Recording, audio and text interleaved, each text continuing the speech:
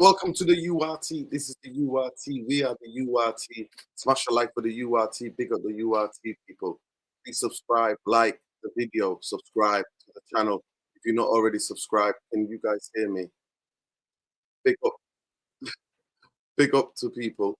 Love and like. Yeah, yeah.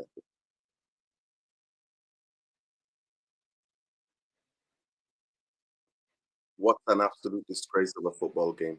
We've got big talking points coming up for you tonight.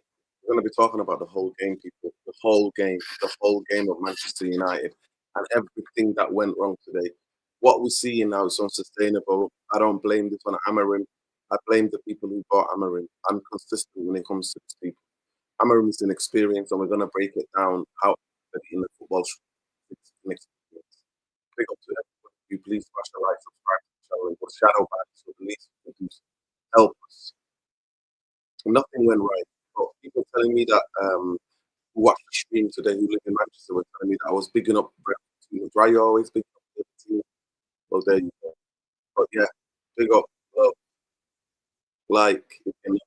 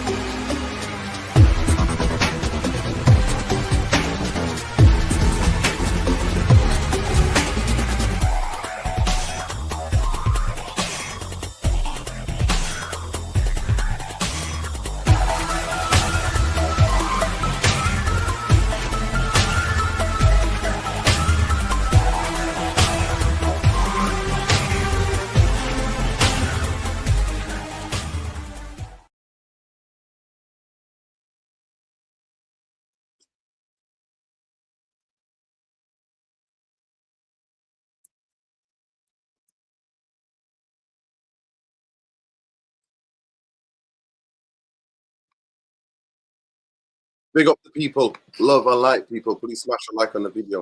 Subscribe to the channel if you're not already subscribed, people. Big up to the masses. Big up and love. Big up to man like. Big up to Khalees Ramadan Lassie. To the United Real Therapy.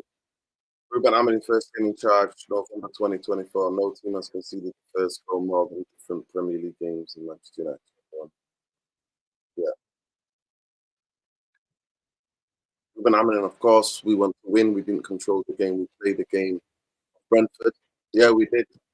Second ball, all the moments were against us.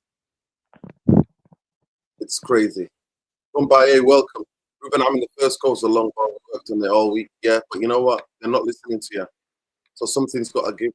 Ruben Amorim, we didn't play our game. We only came from the moment, but it was more or less all the same. We need to play our game, not the opponents. You had a whole week to prepare, and that's what's happening. Mbaye, how you doing? How did you see that game? Evening, brother. Evening, everybody. First and foremost, Free Palestine. Big up the anniversary of the boss of the Lebanese resistance today. Some phenomenal scenes from there. And salutations and blessings to everybody everywhere, man, that is oppressed. And take this away with you guys. If America and its allies are pleased with you, then you're doing something wrong. Please change. You're doing something right when they want to kick off with you. Just bear that in mind. That's how you measure it. Now, the game, I didn't watch a lot of it. What I did see, Nuruddin, was a mid-block. When we got close to the periphery of it, bro, they pressed the ball. We went backwards, forced out wide, and every single pass into that box from Mbuemo, Bruno, Kobe Mainu, Dorgu was all garbage. That's pretty much the game. Dispossessed, counter-attacks, just pretty easy work for a guy that's a novice, really. You know, he changed the way He changed things up a little bit, and just got the better of us. Another pretty straightforward loss for Man United. I don't want to. I mean, I've been going back and forth with a few of the boys about a few things going forward, the future, but I'll keep it short and sweet. I don't know what's going on, backroom, work, whatever you're doing, but I'm watching the games like everybody, and there's nothing to take away from anything that we're seeing every week. The performances are poor. We play in a few moments, and we can't even get a back-to-back victory. I mean, some of the guys here might say, let's go back quickly. Van Gaal, man, no, it's side-to-side football. Mourinho's defensive. Ollie couldn't get us over the line. I mean, guys, they were world class compared to this. We had a relegation dogfight last year. We're 6, 7 games in now. We're still not seeing anything. And when we went for this, let's get the new sexy manager, the new wave managers like Ten Hag, Amorim, they're doing great things, progressive, innovative, all this new guy. We like the way they play. We want to play that way. It hasn't translated over. And I can honestly say the only manager that's been backed 150 million% is Ten Hag. He got more or less what he wanted, and we paid ridiculous amounts of money for players that he wanted that are evidently nowhere near it.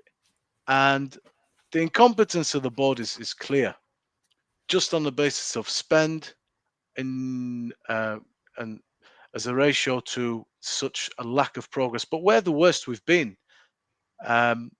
So for the last 3, 4 years now with Ten Hag and this guy, this is the worst I've ever seen in terms of the football.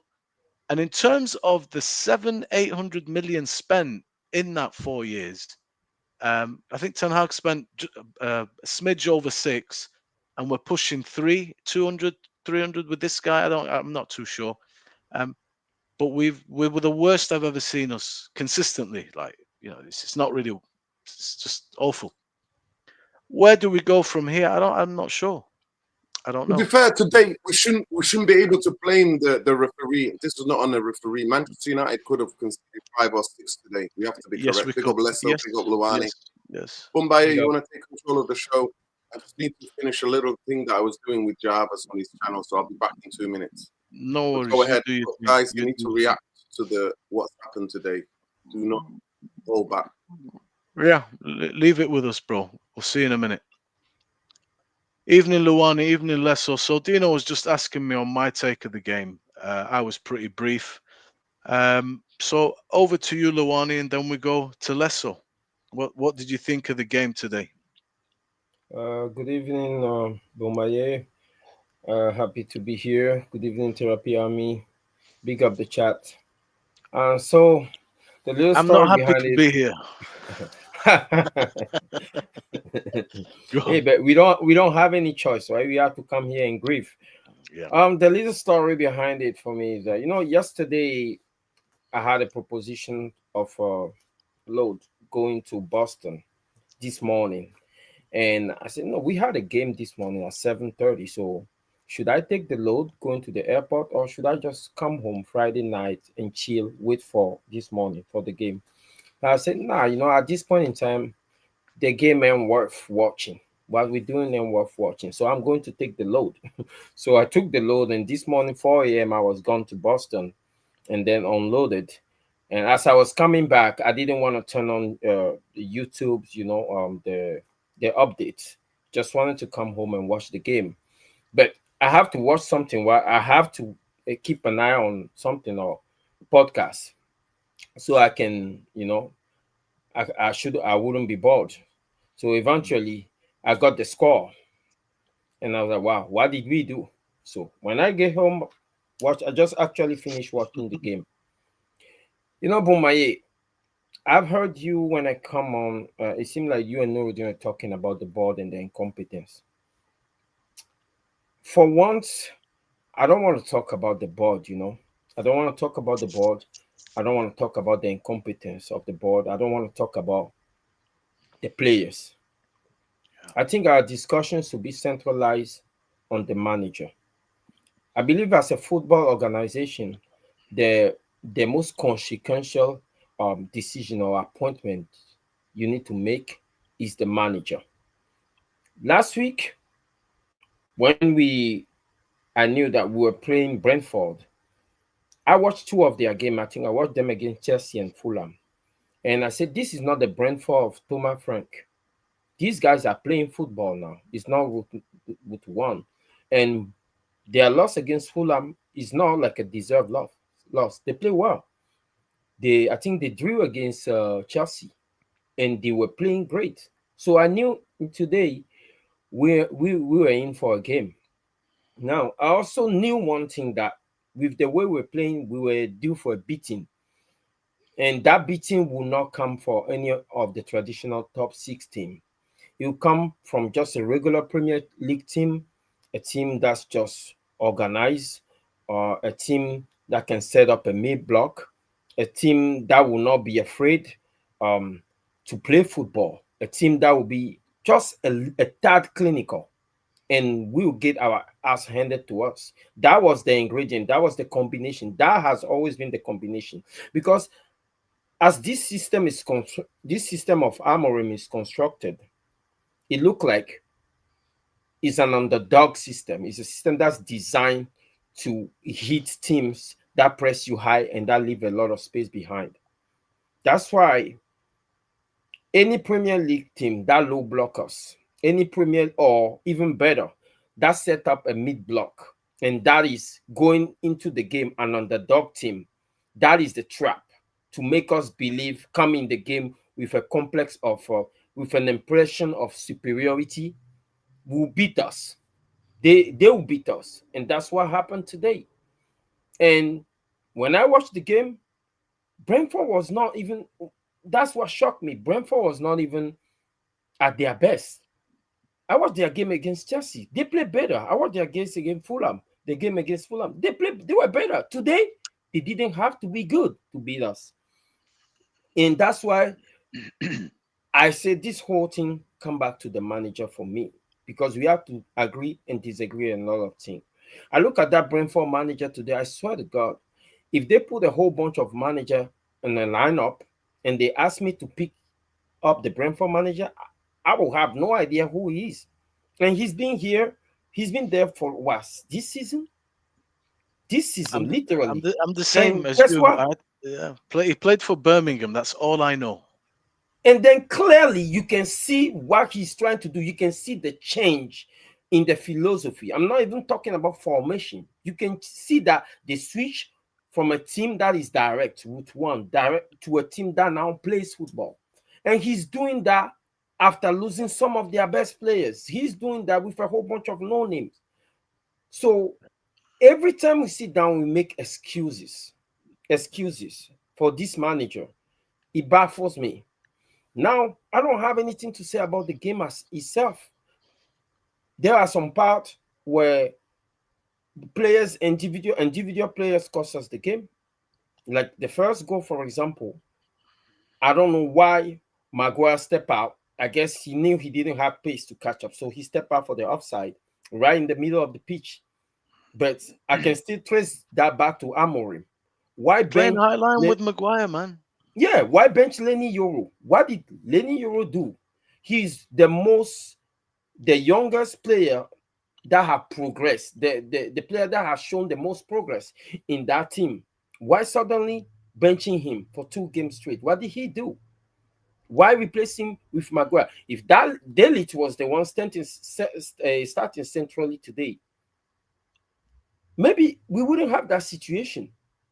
But the issue I have with this manager is that even when you take a defense back line, it's about synergy.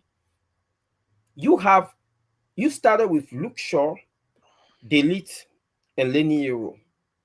There is a kind of chemistry that you're building up there. And then you break that up.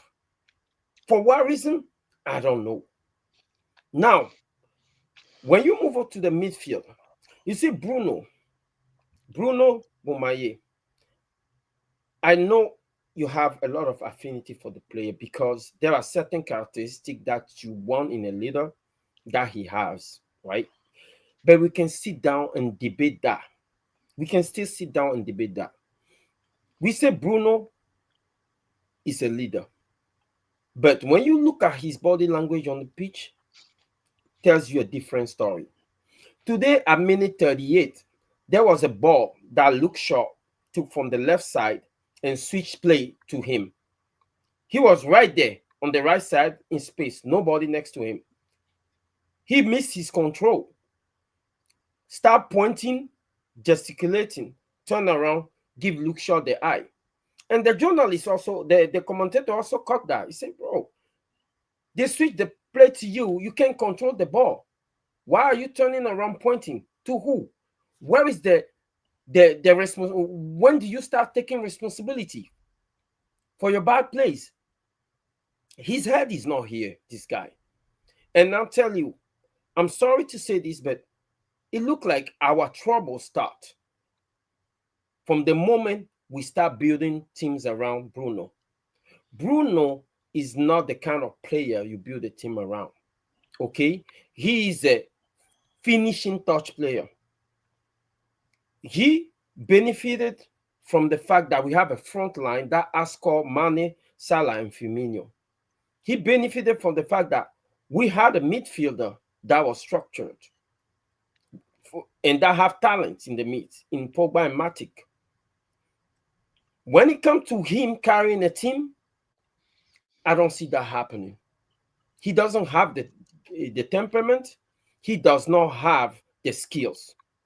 And that we missed that today. I'm sorry to go this way, but there's a lot of things that I miss with this team. And especially when it comes to the manager, Mr. Amorim.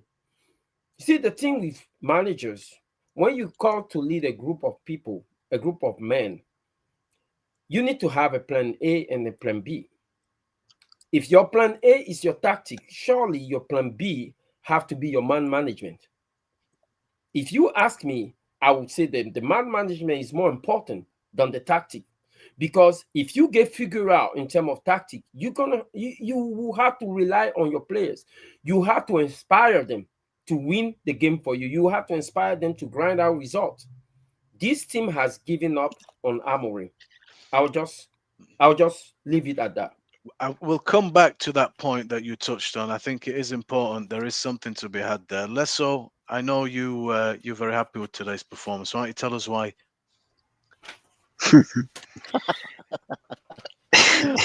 He called him and he said he's dead. He's dead man walking. Take it away. Man, it's over. It's been over for him, to be honest, man. And I've said this. Like, you have to understand that with footballers are humans. They're human beings at the end of the day. And if they do not believe in what you're trying to do, you're pretty much wasting your time as well, And in this case, every game as you go in, man. I mean, it's always been the clock ticking, if we're being honest. And I've said that because we saw with the minute that if we can't get even string 2 games, winning 2 games in succession, and there's no one who's gonna look at you and trust you, in the sense, if you get what I'm saying. So even before this game, I mean, Noreddin, we did a preview show with Noreddin the other day, and there's so many things that he highlighted. In fact, that the most important things were the physicality and the fact that we would never match them in that regard, as well as the fact that they're a low block team. Well, they were a mid block team, but and as well as they're good in set pieces. Guess what?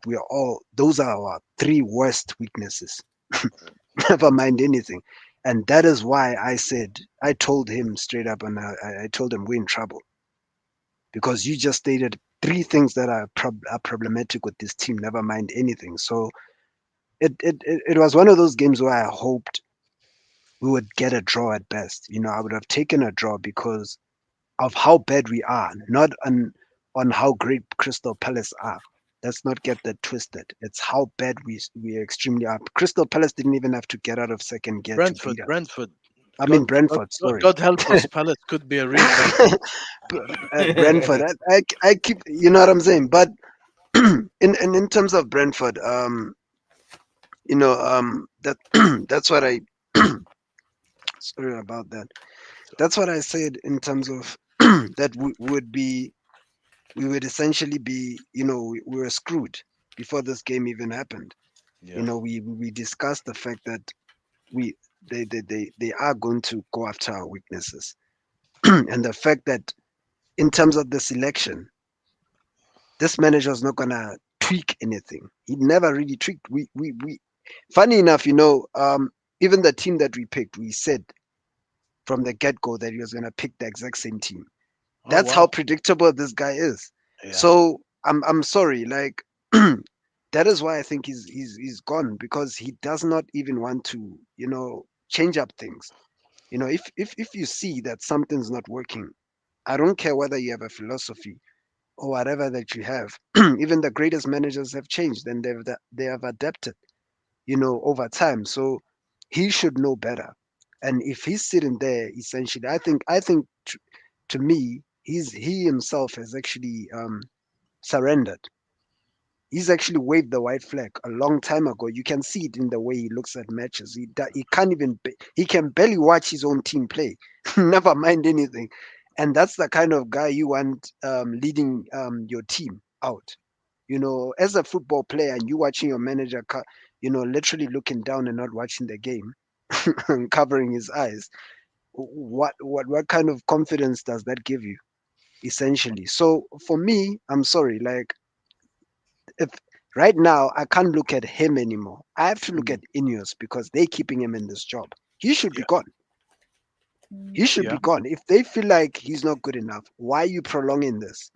What is the point behind doing this? So I can't, this manager's not gonna go out and say, you know what, I resign, I'm gone. He's not gonna do that. It's up to the board to say, you know what, this is not good enough. We need to move in a different direction immediately with Mm. immediate effect. And we need to try and save the season, because you allow this to happen and you let it string along for many more games. You essentially making it impossible for the next man to come in and do something. The Okay. damage Stay. will be so extreme. Let me stay with you.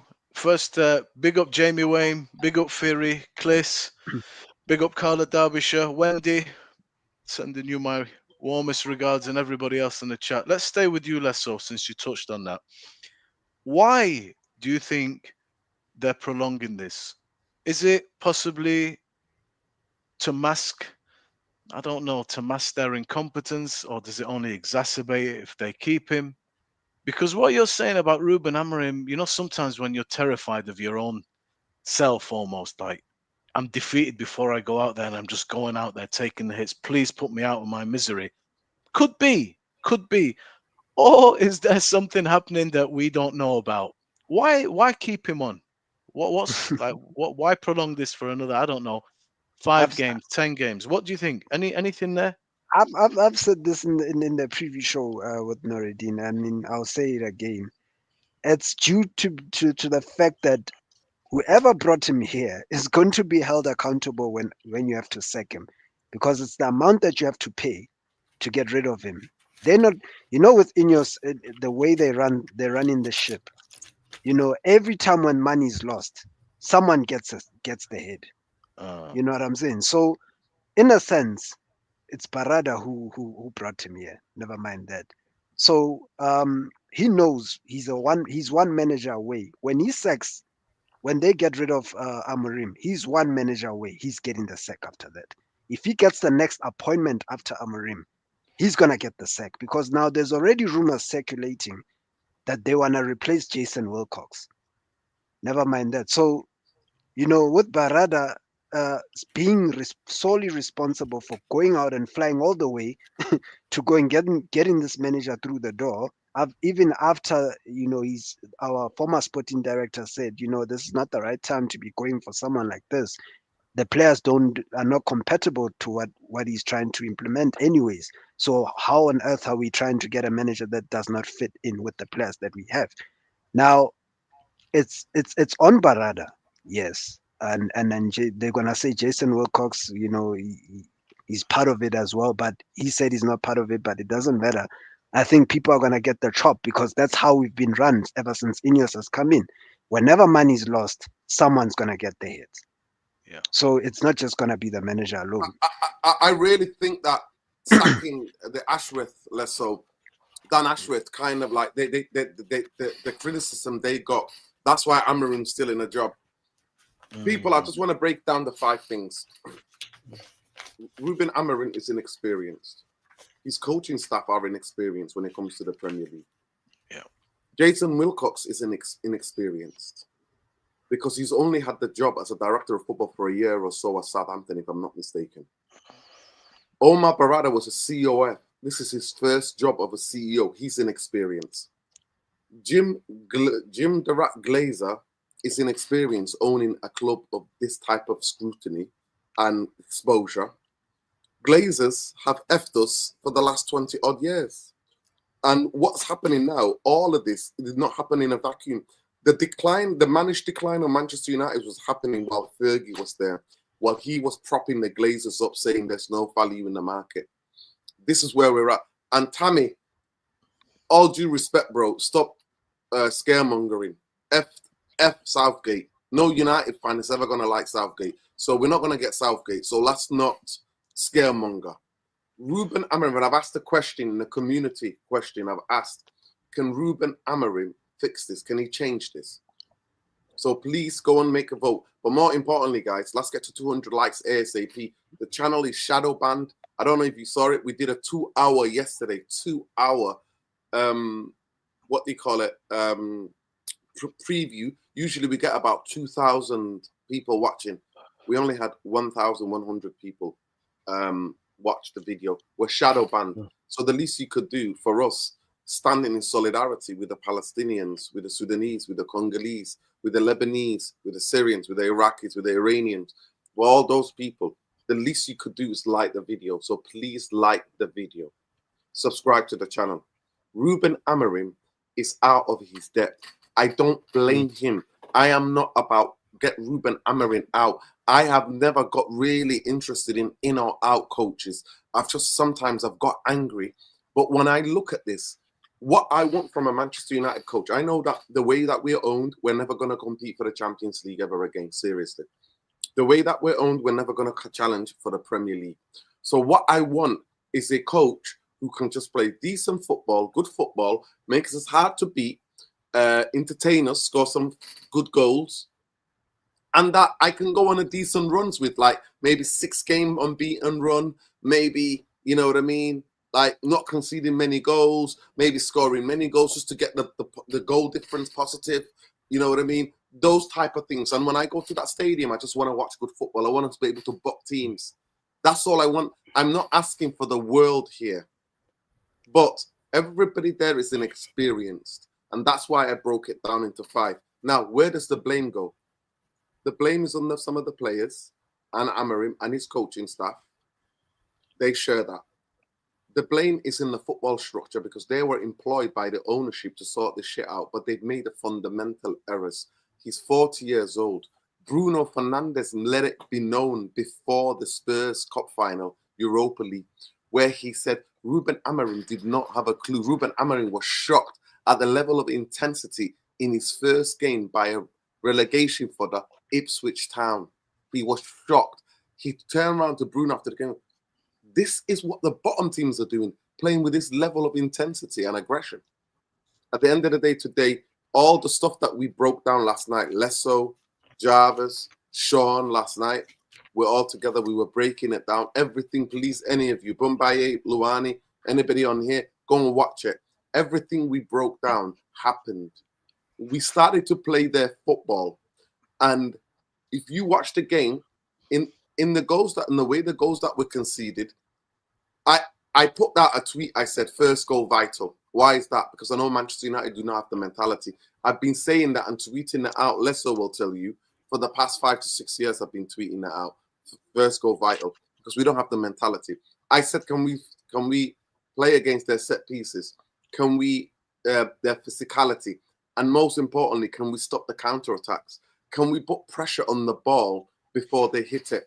I broke it down here last night. We broke it down and said, Jordan Henderson is going to be able to pick his head up. Can somebody get next to him and stop him from getting his head up? That's the first goal.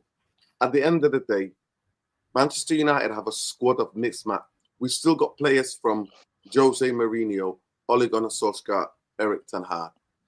Ruben Amorim, if you were going to hire him, you needed to change 11 to 13 players. That is like if you really wanted Amorim and wanted to support him. But we said on this channel, majority of us, he needed 7 players signed this summer. Between this and January, 7 players should have been signed. And 6 of them should have been on that football pitch, including a goalkeeper, including strong centre midfielder. We said that we even want 2 midfield players. So at the end of the day, people, we know what's happening, but they're not going to be able to sack him. The rumours that we're hearing today is that Ineos are not going to be able to sack him. They might be able to sack him for a bit more cheaper if they were to sack him in November, because that'll be a year since he started. Go ahead, Luani. Here, the 5 points that you made, I wholeheartedly disagree with each and every one of them. The thing is that we cannot keep making excuses for this situation. Ruben Amorim, whether you rate this team or not, this team have a certain value, and this team is playing way below that value. If we all agree that the Glazers and the director of footballs don't take the training session, and we also agree that this team is ranked and performing below its Luani, please, can you just hold it there? Can I just interrupt you 1 minute? Tam Mutu, I have the utmost respect for you. You cannot come on here today and talk about referees. It could have been 5 or 6. In the first half, it could have been 4-0 to Brentford. So all due respect, take that to another channel, bro. Take that to another channel. No, we're not going to talk about refereeing decisions. Manchester United were not beaten by refereeing decisions today. We were not beaten by refereeing decisions. We were not. We were roundly beaten. We made 1 clear chance from open play where we constructed. That was the top back on the penalty on Mbeumo. That's it. Go ahead, Luan. So, yes. So I'm talking about the coach in general and the 5 point that you make. When you say the coaching staff does not have any experience, if we look at the Brentford coaching staff, what do we see? Do we even know them? You pick any team in the bottom 4, in the bottom 10 down. We don't even know what they have on their staff. For Christ's sake, City have Kolo Toure on their staff. This manager, okay, we can talk about the experience that he doesn't have or whatever. He's been managing for he's been managing for a while. Listen, the coach of Brentford has played in this league. He's played in the championship. He knows English and British football inside out. Amorim does not have a fucking clue about English football. We're talking about coach. Coaching is different from players. We've seen players that have played in this league, but they're not successful coaches. So we can't even make that argument either. The issue I have here is that we have a team that's underperforming. That's factual. We also know that ownership is not involved in the tactical aspect of the game, the mental aspect of the players. That's also factual.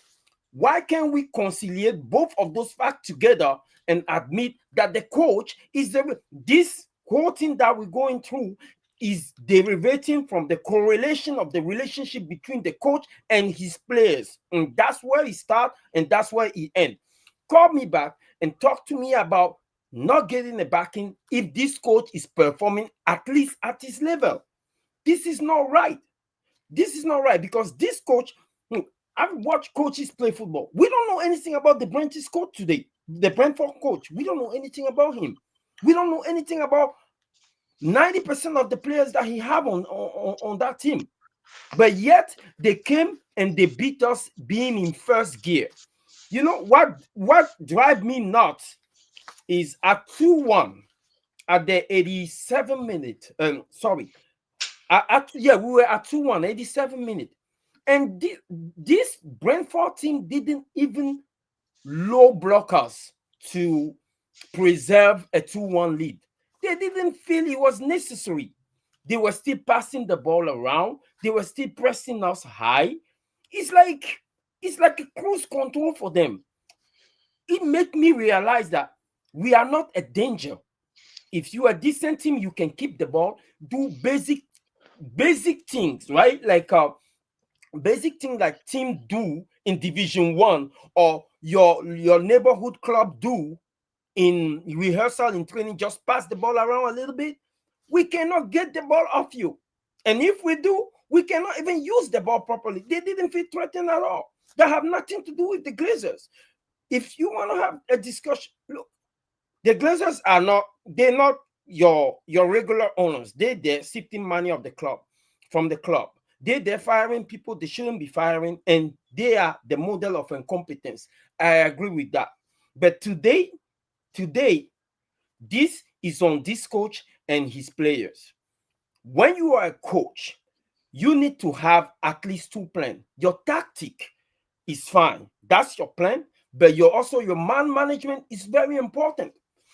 When things are not going your way, you should be able to call upon the leaders in that dressing room and let them know that, hey, the tactic is not being assimilated as fast as I thought it would. But let's work together. Let's grind out games. So I count on you guys to be the extension of my inspiration on the pitch. Take the young ones and let's go to the finish line until this tactic gets assimilated. He doesn't even have that. Why? Because he doesn't have that personality. You start somebody one day and then you bench them another day. You fall out of favor with Casemiro today and tomorrow he's your best friend. Those kind of things reverberate in the locker room psychologically. These players talk among each other. And the way we can just admit that this is a failure from his part. At least if he got that part right, the players will play for him. Forget about the tactic. That's just the basic. We shouldn't be losing to a team like Brentford. Luani, I'm going to ask you a simple question. Luani, I'm going to ask you a simple question. Did Ruben Amorim hire himself to be the coach of Manchester United? Yes or no? He did not hire himself. Right. You cannot blame. No, you cannot use that to blame the ownership. There is a whole process that go into the decision making of hiring a coach. But even that is still a gamble. That is still a gamble. We have had organizations in the Premier League, even all across Europe, that think they made the right choice. Perfect organization. They think they made the right choice in bringing in a coach. And a few months later, the coach is fired. West Ham. Mourinho just got fired. Ole just got fired. We have coaches getting fired across Europe. You have to give a leeway to their ownership, okay, and to their structure to be, especially when they knew, to be able to make at least one mistake. There is not, when you're hiring a coach, there is not a process that can describe you, the mental state or anything about the coach. There's nothing in the thing that in his resume that will tell us anything about his leadership skill. When it comes to that, it's a gamble, especially when he's a young coach. And what do? We suddenly will refuse to bring in young coach because we have any doubt we're going to go experience. We already went the experience way and it didn't work. This was clearly a gamble, but we cannot put that on their back. We have to allow them to make that mistake. But what I'll put there in their back is because they're letting it drag. They're letting it drag. It's also a good leadership and good management skill. If you notice there is an error, but you take the step necessary, you swift to correct it. That I can say that they're not doing that. Amorim should have been fired already. That's on them. You spoke about 5 points. They're good points. But I want to ask you, you mentioned Amorim and his coaching staff, and you quite rightly said about experience and in this league and in management in general, his career is not long yet. What is he accountable for as the manager, and is he doing his job satisfactorily? No. Okay. Simple answer, no. He keeps making the same mistake. What's he accountable for? We saw against West Ham in-game management. is 0. Okay. He's very much. Today's the first time we saw him lying, literally lying. Today he's usually on a Sky, but today he said, "Oh, the next game we just got to focus on the next game." No, we can't focus on the next game. We just got battered by 17th placed Brentford, who've not won this season. We got battered. He feels like he's just dismissing it under the carpet, going to the next one. Yeah. Today he was going through the motions, just in his press conferences. So if I 2 and a bit months ago, Mumbai against West Ham, I watched the game. I think I went around to Saeed's to watch the game. West Ham, Manchester United versus West Ham in the pre-season. Yeah. Manchester United were bopped from 1, 2, 3 passes. They were through to our goal, and Bowen scored a goal. Manchester United are getting exposed in exactly the same way as we did 2 months ago in a preseason in the US. I think it might have been Chicago, if I'm not mistaken. Chicago or one of those places. Yeah. And the same goal we conceded today. That's exactly the same goal. 1 or 2 passes, bam, we lose the ball, and then boom, he goes up. And then there you go. Do you see Nuruddin? He is responsible. There is nothing for me that I see in Ruben Amorim in any other ways that go, you know what, actually, I see something. This is the team. They're actually listening to him, or they're following instructions. Windy, big up Windy. Windy said, famous quote sent by LeBron James, when a team gets used to losing, you're done out here. Oh, yeah. Right? When a momentum is like this, where Bombay, we've been smashed in our away games. We don't win and this is not on Amorim, by the way. This was on Ten Hag as well. We don't win in London anymore. The only team we ever managed to beat in London in the last couple of years have been Fulham. We get smashed around London. Manchester United gets smacked about. So at the end of the day, Ruben Amorim, for me, in any other club, if Manchester United had any standards, any form of standards and any know-how and had the experience within the boardroom, Ruben Amorim would have been sacked after the Europa League final for that disgraceful performance the team put in and tactics and in-game management he put out. But they didn't. Instead, Spurs sacked their guy, and Spurs are now sitting pretty with Thomas Frank and moved on. They already had a base to work from. They added, and they're now doing well. So at the end of the day, it's about where the standards are, Bombaye. He is an inexperienced young coach. There's a video on this channel where I explain about how he vacates the midfield. In British football, in English football, in the English Premier League, midfield is what it is, because there are teams you're going to come up against. Majority of the teams, they're second ball challenges. Manchester United recruitment does not have the physicality in any of our recruitment to be able to play that football. We've gone totally the other way in terms of where we've been from McTominay and Fred. We were getting bucked because neither of them had a positional sense. And McTominay was never a number 6. So we played a guy out of position, and then we played him in there for so many years that fans got, like me and like us, some of us got frustrated. And now we find out he's actually a goal-scoring number 10. He's a more up the pitch guy. And we actually, Ten Hag proved that to us. So do you think at the end of the Bruno day, is suffering from that same symptom of McTominay to an extent, and maybe Bruno, Kobe Minu as well? Yeah, I Bruno think Kobe had a particularly good game today. Bruno But Bruno is. But I'm not going to lie to you. Bruno has never been a captain. He will never be a captain because he's tried to coach and do everybody else's job when he's on the football pitch. It's absolutely ridiculous. People, we need 200 likes. Please subscribe to the channel. Like the video. YouTube have shadow banned us because we speak for humanity. If you're a human and you understand your own humanity and you understand that injustice anywhere in this world is a threat to justice everywhere, then you will help us out. Yeah. That's a famous quote by Martin Luther King. May he rest in eternal peace. But people, please understand what we're saying. Ruben Amorim is out of his depth, and he's put himself into a corner. He cornered himself, and I genuinely believe he said he needed more pace and power in midfield. He said it after the Leeds game. Bombay, the problem with me is that I will listen and watch every press conference of Ruben Amorim. After the Leeds game, we were so shocked. I came on here, watched the Leeds pre-season match reaction. I was like, what the F was that? And then he literally said, I need more power and pace and legs in midfield. The club did what they did in terms of recruitment, and they didn't bring him a player that has the technical ability and the power to be able to get around.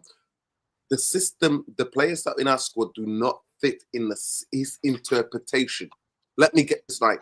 It's nothing wrong with 3-4-3, but it's everything wrong with the way he implements it and his interpretation of the 3-4-3. This is not fucking Portugal. You do not play that open, and you made these players look 10 times worse than they are. And the big difference where I fundamentally disagree with the likes of Luani is that they overrate the players we have. They are shit. They cannot play man for man. Majority of them get physically bullied. Majority of them have got no thing, no heart, nothing. They have to be babied. They are fucking donners. That's what they are. No, Rodin, I agree with your statement very well that the interpretation of the system and the implementation is what is the issue. So if that's the case, then why do we say he need better players? Surely, if we bring in better players, the interpretation will still be the issue. So those better players will just get worse, just like we're seeing right now. We got Cunha and Mbomo. For Christ's sake, Cunha and Mbomo are looking way worse than they were in their respective team last year. We have three young players that are proven and promising talents. One of them proven in the England squad at the highest level. Euro is there on the bench now. Kobe is on the bench. And I don't get it with this. This is everything to do with the manager for me. Because at the end of the day, 3-4-3, we still need to play football. You still need to keep the ball, regardless of formation you're playing. From when I was growing up, when you're playing 3-4-3, for me, if you divide it by zone, that means you're playing 3 defenders, 4 midfielders, and 3 strikers. Now, if you choose to deploy your 4 in the midfield and you choose to play with wing back, as I'm hearing that, oh, it's a new invention in football, like this wing back thing. So you telling your 2 to hug the touchline because you don't want them to come in the middle. So essentially, you left with 2 midfielders. So what do you want to do if you left with 2 midfielders? It's so basic. It's so logical. So I don't know why he's touching his ways and he's not getting his head around it. Why do we have to say that we need a specific set of players to play that wing back position? Come on, guys. Come on. If you're a wing back, it's either you playing high up the pitch, which contribute more to the attribute of a winger, or either you playing in defense, which makes you what? A fullback. But we know that the wing back system, if you want to attack with it, is not, you cannot play your players as fullback. The issue we have right now is that coach that is asking most of his players to do things that are against their natures. You asking them for too much. You asking Mbomo and Cunha. You asking them to be midfielders. You asking them to be wingers and inside strikers at the same time. You asking your wing back to be strikers at the same time because they cannot make a diagonal. They cannot cross the ball. They don't have any overlap. They are the overlap. They have to cross the ball, and at the same time, they have to make an inside run. You can invert them. What's the point? What's the point? Does Dalot strike to you? Does Dalot strike you as having any attacking attribute? He just strikes, bro. And what? Yeah. Does Dorgu? Dorgu is a young player. He's too young. He's not mature enough to be given the responsibilities of bearing down on goal and scoring goals. So I don't understand why are we trying to create this specific position to justify the case of this guy? He just have 22 squad players and he still cannot make it work. He cannot find something to feed the system, and now we have to bring in specific players to make it work. I thought this was football. Let me just say thank you, Wendy, for my flowers, man. They will take pride of place on my dining room table. Big up Raymond Pace, my comrade, and Ade. I've got another comrade, Dino. Conte, man. Conte's been mentioned a bit more, So for Christmas, guys, please, what I want begins with the letter C, and it's made in Italy. You know what it is. Sort it out. He's wearing a wig. He's wearing a wig. He's winning the league. He's winning the league. He's And he's wearing in a the wig. Champions League. Listen, and we're languishing. I have a question. I want to just touch you on this, yeah. And this is just an observation, and maybe Lesso can come in and give me his thoughts as well on this. I didn't know anything about Ten Hag. I only watch Premier League football. I don't watch any other football, yeah. When Ten Hag came in, the word was, this is the next Pep Guardiola. He will take over City one day. Before he came to us, sorry, he's worked at Bayern. He's a footballing manager. He's wonderful in the Champions League. This is the football we're going to get. And he came in. And what he did is completely different to what Amorim's doing. He said, after the first season, I know why you brought me here, guys, but I am sorry. I can't play that way here. It's not going to happen. I think that's why Nuruddin, you said he catfished me all the time. I think so. Now we went and got another manager. Oh, he's doing great things. He plays nice football. I didn't want him. I didn't want him. No. I know. I know you did. I know you did. I learned my lesson after Ten Hag. Sure. But the word was, again, this is the next big thing. He's amongst the new crop of generational managers. He plays sexy. He's doing wonderful in Portugal. Liverpool were interested. This guy's interested, and we got him. So these guys have come in, and what I've realized is I don't want to look at the next manager. I love the Bournemouth manager. I love what they do. There's a guy called Michel at Girona. Jarvis talks about him a lot. There was, Motta, doing really big things before he went to, took over Juventus, and it went pear-shaped. What I have decided is I'm not looking at the way Thomas Glasner plays at Palace and thinking, hey, I like that. I want that at United. What I'm doing now is changed. Because when Glasner comes, Glasner at the moment, he's allowed to win 2 games, lose 2 games. It's Palace. It's Crystal Palace. And what Glasner has got there is a decent foundation. He, they are what they are. He picks them up, he moves them on a little bit, and he certainly has. Fantastic job, really good. Ten Hag goes from a club, and Ajax comes here. It's not translating over that football. Why is it not translating over? We're giving you £600 million. Ruben, we've given you nearly 300. Why is it not translating over? Why is your football either you're telling us I'm not going to play it here, or I'm going to keep playing it until hell freezes over, even if we end up in Conference League? That's what Ruben Amorim's basically saying. No matter how bad it gets, this is not changing. So who's right? Who you respect more, Ten Hag, Ruben Amorim? That's another discussion. But my point is, the managers that I want, I don't want you to come and play. I'm not picking you because I want sexy football. Because I don't think it's going to translate over watching your ball and bringing it here. Because this club, there's one thing that's missing from this club. And this is why I'm going to give you a comparison of 2 clubs. Pep comes into Man City. They've won 2 leagues. They're in the shout for the league every year already. They've been as far as the quarterfinal 2 or 3 times with previous managers.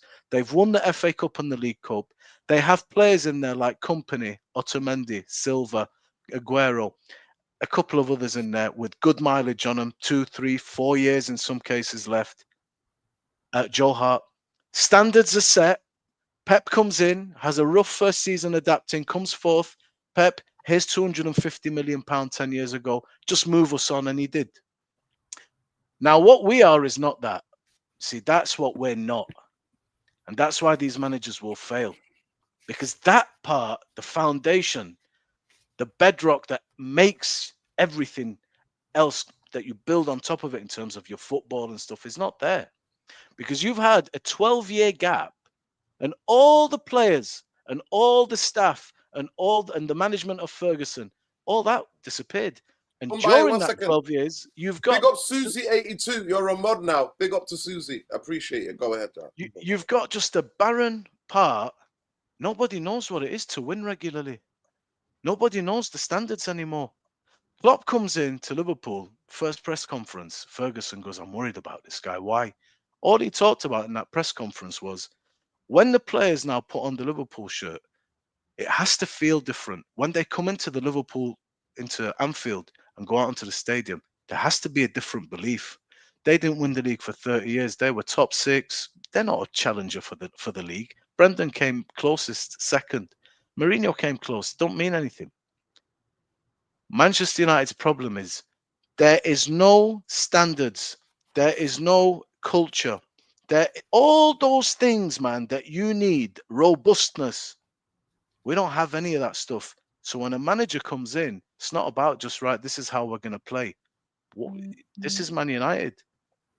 Where's the standard? Where's the dressing room? Where's all these things? Do you get me? So when I say I want Antonio Conte, or somebody's like Vera here, big up Vera, Luis Enrique, man, these are personalities, and Conte knows what it means to put a fire out. Napoli sacked 3 managers in 1 year. 3 managers in 1 year. They were free falling.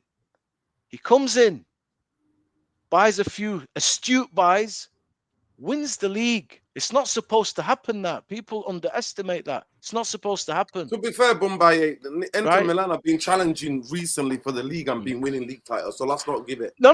Let's not make it out like 30 years before they won the league. Let's not. 3 years. 3 years ago it was. Yeah, and they were close, and they were challenging the season before as well. They were challenging for the league. They 3 years ago. What I'm saying, they've been challenging for the past 3-4 years. Yeah, in a year, yes. But they were challenging for the league title even when they had the 3 different managers. All right, what about challenging still? Okay, then you look at Juventus. Let's not talk about it. All right, then you look at Juventus. I watch Italian football, trust me. Wait a minute. Then you look at Juventus. They were disaster zone Juventus. He brought them back from the dead. Can you tell me no? Italy national team, free falling nowhere. He brought them back. We need somebody to come and put this fire out. Build that culture. If you give a Conte, unlike Tottenham, proper money, 300, 400 million pounds, he will build you something. He's not going to give you that football that you want, but he's the guy to lay the foundations, that type of guy. Then you can give it to somebody, because you're never going to get consistency. You're never going to get those results ever if you don't have those fundamental things in place at United, and they've long since disappeared. So I'm not telling you get Conte because his football is gorgeous, but I'm telling you he plays good football. But man, you need somebody to lay those foundations. We don't have that. And without that, it doesn't matter what you do. You get another manager, and I think there is somebody out there that can do better than this. This is terrible, considering what we're spending as well. That just shows that the board, the ownership is no good. 800 million later, and we're here crying about we can't even get a back-to-back win. It's like Susie was saying, big up Susie, she's right. Man, now you give me Oli or Mourinho or Van Gaal in terms of results and winning and half decent shit. I'll take that. I've never been like this in my life, bro. I'll be honest, Nuruddin. I have never seen Man United like this, ever. So that's why I go towards those managers, bro. When you were talking about Klopp, I remember very well specifically something Klopp said when he came in that often gets swept under the carpet. He said every time he kept being reminded of the history of Liverpool, he said he didn't care. That's the past. That these players that he have now have to be allowed to write their own history. That's what managers do. They come and they take the pressure of their players. And when it comes to that, I believe Areola is the perfect fit. He's laid back, and he's not afraid to make adjustments. The issue we have here, I think the culture is overrated, most often overrated. For me, as far as I'm concerned, the manager is the culture. If you have a manager that knows how to win and then progressively know how to win on style, then you have your culture. Then you can build on something.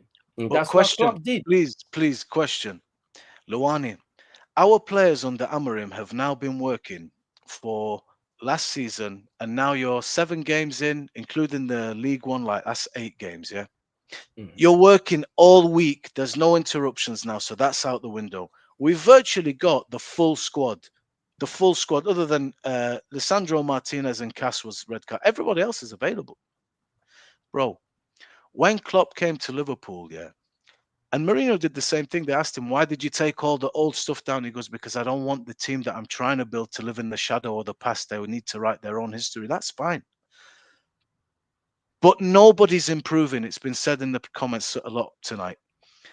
The manager, when you're working all week and then you go to the game and you're getting your ass handed to you by Brentford, you're scraping out of Burnley with a last minute penalty, and you're coming in 15th and you're nowhere near anything. At what point does the player think, hang on a minute, I don't believe in this? I mean,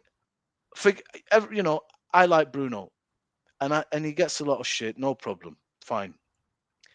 Man, if I'm Bruno, I don't want to play in that position. I'm dying playing there. He looked to me today like a man in despair. That's the worst I've seen him. Like, not only forget the football, like as a person, even at the end, he looks in despair. But what is he supposed to do? Nobody's improving. The team is on the floor, bro. And this is because when you're trying to build what Klopp was building, Klopp was like, okay, I'm not getting results, but check the performances. Look at how we're playing. Then slowly you start to get some points. You build some momentum. You start to put a few wins together, as Nuruddin was saying earlier. All of a sudden, okay, you're building it. It's culminating. It's coming. We're here talking about we can't even win back to back. We're talking about Brentford will sweep us. When We're talking you're about trying, look, London. Hold on. Do you know what I mean? Hold on. It all goes hand in hand, bro.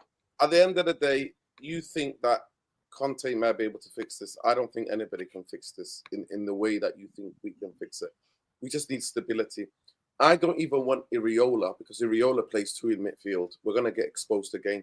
In the squad that Manchester United have at this moment in time, the best thing we can hope for is playing 3 in midfield so that we don't get overrun. So then we can help the back 4. Ben, welcome to the stream. Fresh off your trip to Dublin, watching the Ryder Cup and everything else. Europe are leading by 8, I'm hearing, in a good position. Don't think the Yanks are going to catch Europe. I think it's all over. Somebody's on the pitch. You know what I mean? It is what it is. It is over now. It is over in terms of the game of Manchester United and the system and its interpretation and implementation. Manchester United players are absolute cowards. They got bullied from pillar to post today. There is no absolute way that Amorim can recover from this. And I don't see, unless he has a fundamentally changes it and makes us hard to beat, then we're going to get slapped around, especially away from home. But I can't put it all down to him, Ben, because Eric Ten Hag was getting slapped around the away games. Give us your 2 pence. Big up, Free Ireland, United Ireland. Always of the Irish. Pre-Palestine, fuck Zionism. Good evening, everyone. Good evening. Make sure you like the video, people. Yeah, man. I mean, I've just been watching the Ryder Cup. I don't really give a fuck about what if United lose or win. I really don't. First things first, bro. I broke it all down. Ruben Amorim. I'll start with you. Same again. Lineup just wrong. Why are you not starting Le Mans? I think Le Mans should have started today. Brentford, you're going away at home. This would be a really good start for Le Mans to start, kick off his career. Doesn't want to start. Would rather start that fucking prick of a keeper. Yes, I thought he had a decent game by in there. Thought he kept us in the game. Tactics, there was no tactics today. And yeah, man, just line up shit tactics, shit in-game management. Xerxes getting brought on at 86th minute. That's a red flag there, man. Kobe just looking distraught. You know, I don't blame him. And the fact he's being put on the bench because He actually played well, Ben, when he come on. yeah, He actually that's what I'm got saying. on the ball. That's what I'm saying. And you know what it is, bro? He's up against Mr. Manchester United, Mr. PR, Mr. Captain, Mr. Portuguese Magnifico, Mr. World Class. And this is where he's at, man. So, like, you know, at the end of the day, you know, you just Kobe will never play in this He team. was Like, shocking, by the way. I'll get on to him. I'm gonna get on to him. I'm gonna get on to him. From what he was doing on the football I'm gonna get on to him, man. But look, at the end of the day, you know, even if Eddie Howe comes in, that's my guy. If Eddie Howe comes in, I still believe Bruno's gonna play. Conte comes in, Bruno's gonna play. Inzaghi, Bruno's gonna play. Pep, Bruno's gonna play. Everyone's gonna play Bruno regardless. So like at the end of the day, this is where we're at, people. And 2 wee seconds, people. Hold on, wee sec. This is Colm. Big up Susan. We're gonna go into the big up Susan. I'm gonna bring Lesso into this as well. I want, who do you think the next manager from Manchester United should be, next coach should be? So people get involved. Get in the comments who do you think it should be. But I'm gonna put the poll down. I'm gonna put Thomas Frank in there. I'm gonna put Areola in there. I'm gonna put Xavi in there. I'm going to put Glasner in there. I'm going to put Conte in there, and I want you all to vote. So I'm going to put 4 coaches in there. Yeah. So I need you to keep voting, people. Go Sorry, ahead. people. My missus was on the phone there. So yeah, look. At the end of the day, I want Eddie Howe. Eddie Howe's going to play Bruno. Any manager is going to come in is going to play Bruno. So look, let's just get that out of the way. But Ruben Amorim, like, he's out of his depth. You know, the players don't really give a shit about the system. They don't really give a fuck. I seen their attitude today. Ben, why do you think any manager will play Bruno? Why do you think that? Because he's in the club have given him the club have given him an extended contract, a better wage than what the Glazers give him. He's the main man. He's the man that creates all the income, all the sales. All the kids love him, all the women love him, all the guys love him. Like, everyone loves Bruno Fernandes, man, because everyone thinks he's the best signing since post Fergie. He's a stat merchant, you know. Look at as a business perspective. If I'm Sir Jim Ratcliffe, I'm loving that's the incentive for the board. That's not the incentive for the board. Doesn't pick the team. As a coach, you can see. No. The board. Unless it's in writing. Unless it's in writing, then I will understand. If it's not in writing, as a coach, you can still stand your ground. Yeah, you can bench. No, but at the end of the day, the board make these decisions. The board actually give him a better. He was on 300,000 a week. He's been gifted 50k more than anyone in the team. At the end of the day, you know, the club have seen the amount of income and the amount of revenue from commercial sales that Bruno Fernandes offers for all the shirt sales, all the sponsorships, everything. They're helping him. And you know what? If I'm Sir Jim Ratcliffe, you know, I'd be happy because it's more income, more money for him, more money for them fuckers over in America. But look, I don't want to talk too much about this propaganda shit, man.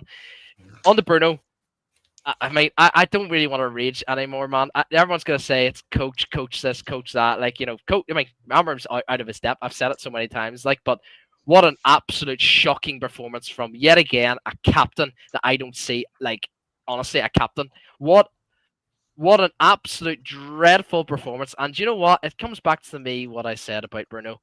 As soon as he took that captaincy, the mentality has been fucking shocking. They look so down.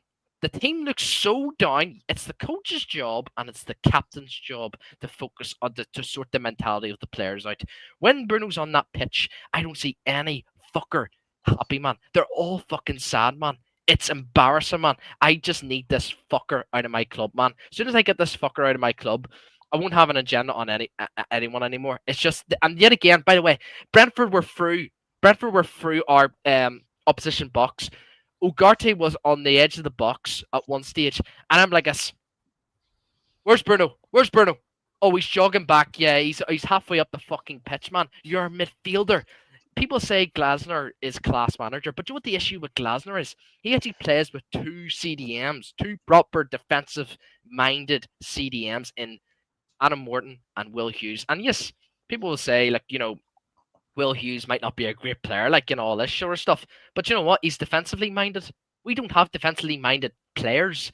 Most of our midfielders are all number 10s. And what did I say? You can't play number 10s in modern football. You just can't. Nurden was spot on about Areola. Areola might be an unbelievable coach, but he only plays 2 CDMs, 2 6s, or 2 8s. You can't, absolutely can't. Eddie Howe is the prime example. Not one of them players are 10s. They're all 8s and 6s. This is why I always bring back to Ole Gunnar Solskjaer, play with Pogba, Herrera, and Matic. That's why we went on an insane run, 10 or 11 games in a row, whatever it was, as even though it might not be the prettiest as football, but we won midfield battles, and that's the issue, man. So yeah, but going away, let me finish. Mm-hmm. Going away from Amorim, going away from Bruno Fernandes. I've said it so many times. Not selling Bruno Fernandes. My famous quote on URT will set us back to 10, 15 years, man. We should have accepted that 110 million. Now going on to the owners. And a lot of people are going to say, and most people are probably going to say, I've already said on the panel, why are we bringing up the owners? It can't be why are we bringing up owners? It should be always all down to the manager. This is why, honestly, I'm sick of it. I really am. I want a Super League. I want a Super League for this fan base to fucking wake up, man. I'm sick of it. What are we doing? I'm seeing people give credit to give criticism to fucking all these content creators, and to what they say says, "Wake up, Ineos." No. Don't say wake up, Ineos. Fuck off, Ineos. Fuck off. Actually, fuck off. You've failed. 500 employees. Ticket prices increases. This propaganda BS on new stadium. Sacking Dan Ashworth when he wanted to get rid of Bruno Fernandes. Wilcox wanting to keep Bruno Fernandes when he should have been fucking sold, man. So Wilcox should be sacked. Barada, he wanted Amorim. He brought Amorim. He's failed in that. Barada, Wilcox, both need to fucking go. Clear away the fuck out of this club, man. And then Sir Jim Ratcliffe, you know, as he says, we ran out of money last year. We nearly ran out of money. He put 200 million. I don't give a shit what he says, man. That whenever that man speaks, honestly, it just makes me fucking it just makes me sick, man, because what he's doing to this football club is just a madness. And you know what? I just hope this fucking, you know, I do generally hope, and it sounds awful for me to say this, man, but I just hope that the Super League rumors gets out there, man. And it sounds awful because I don't want the Super League, but what it is, this fan base just will not wake up and take action. This is why I said I wish I lived in Manny, because every time if I lived in Manny, I'd be going after work every fucking day as a Man United fan down to Old Trafford and just saying my fucking words to them fucking vultures who run this fucking football club. It's the fucking owners, man.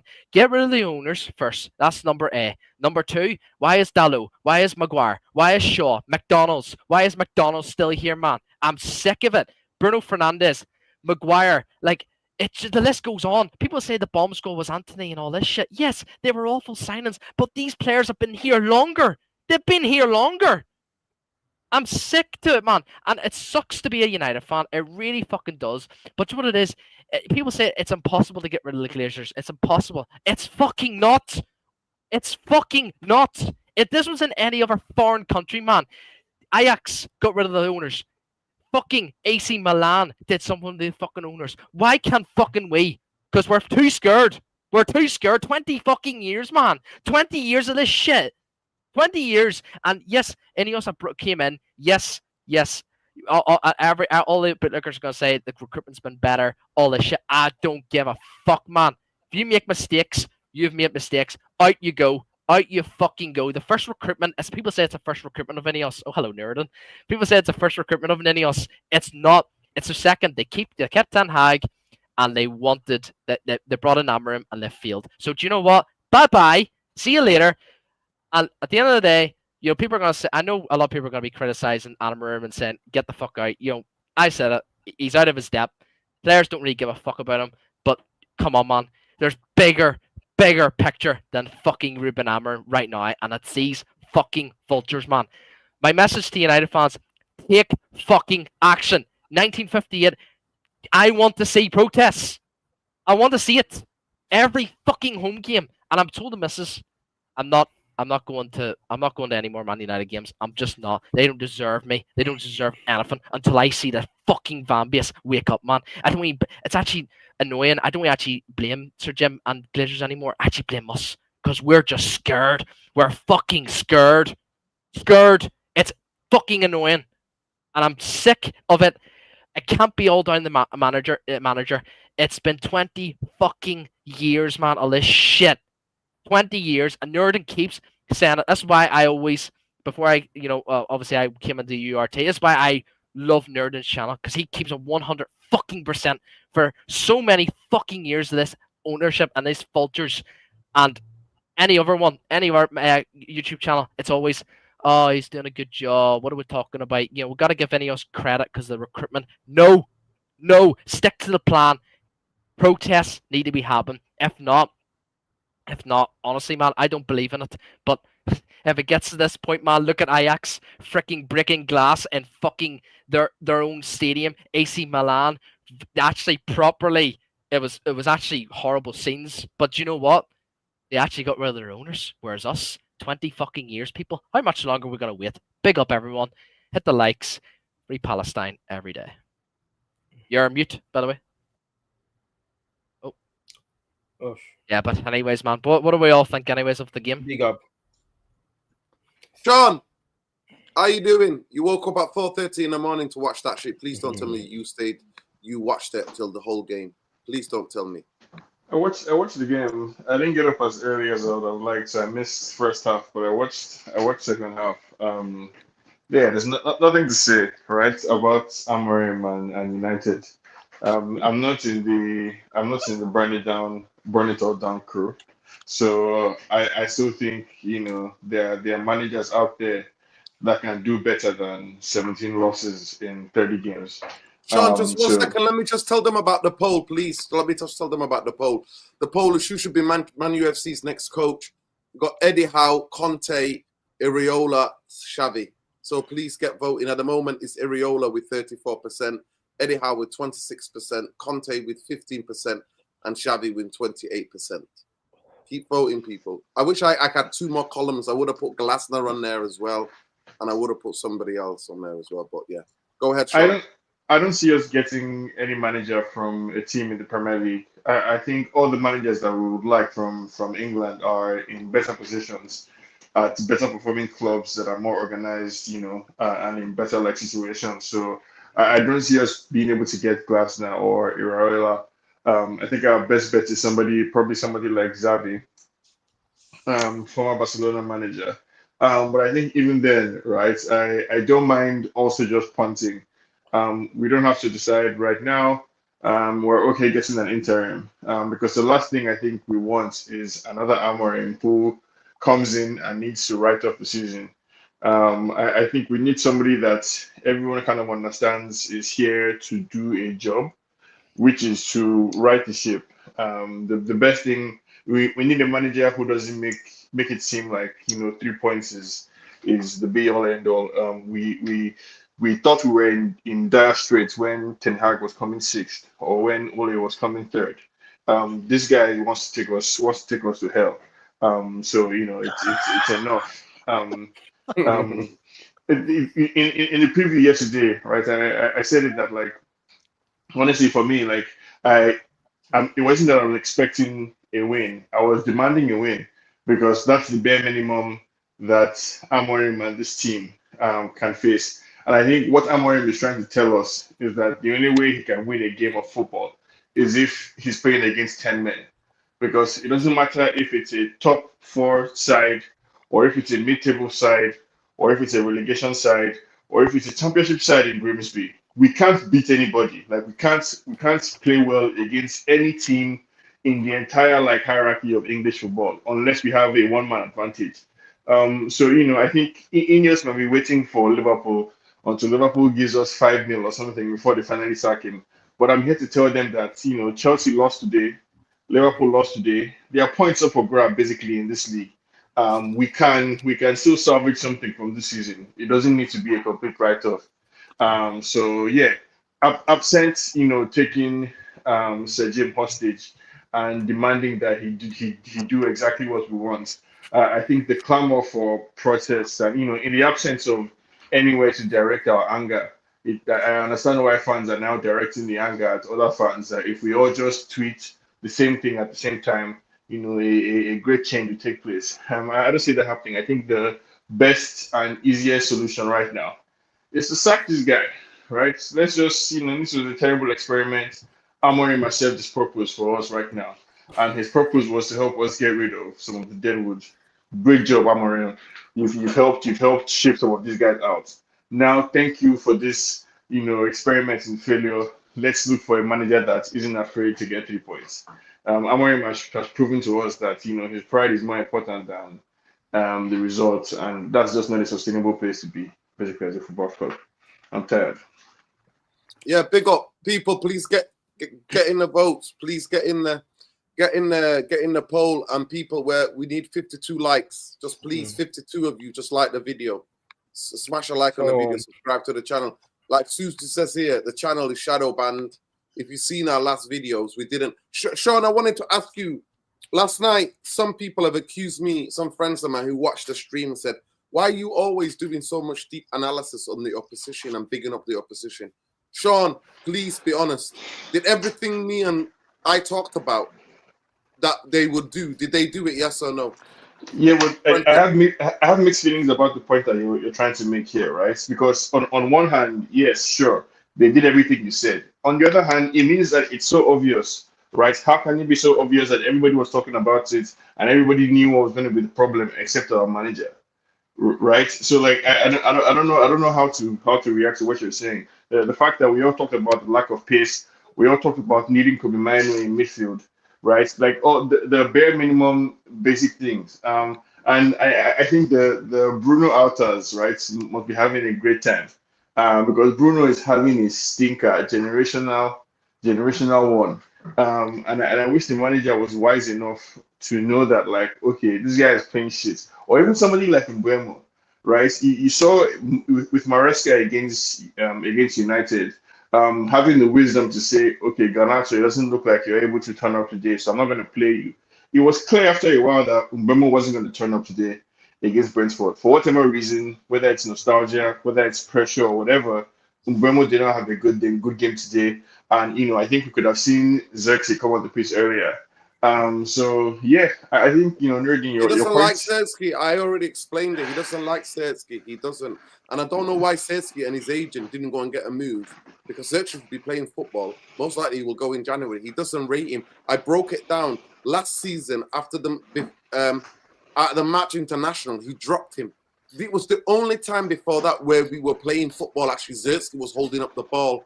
To me, Cunha should have come off today as well, because he's from injury and he's so well off the pace. He should have come off, but instead he piles everybody on.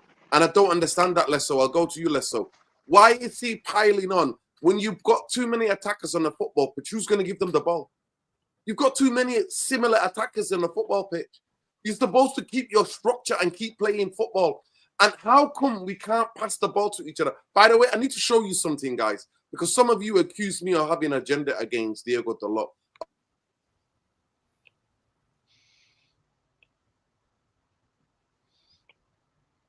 Even the first goal today, I would say that was on him, because he passed the ball behind Cunha. And then, yeah.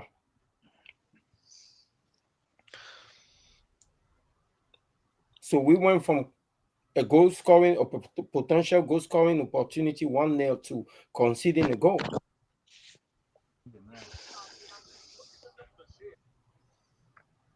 Somebody said that they unplugged Dalot, like as if his brain was connected to something and they just removed the plug. So he ran, he short circuited for a minute there.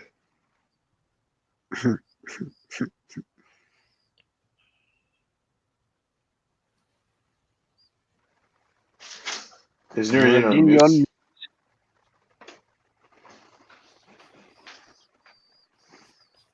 If I can translate, Dalot, the bastard, Engels, Sir Jim.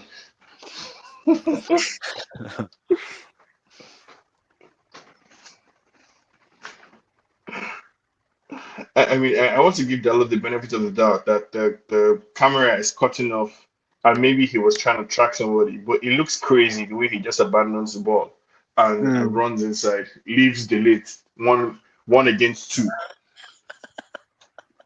What are you doing, right? And even if you grant that maybe that's part of Amorim's tactical system, where okay, recover.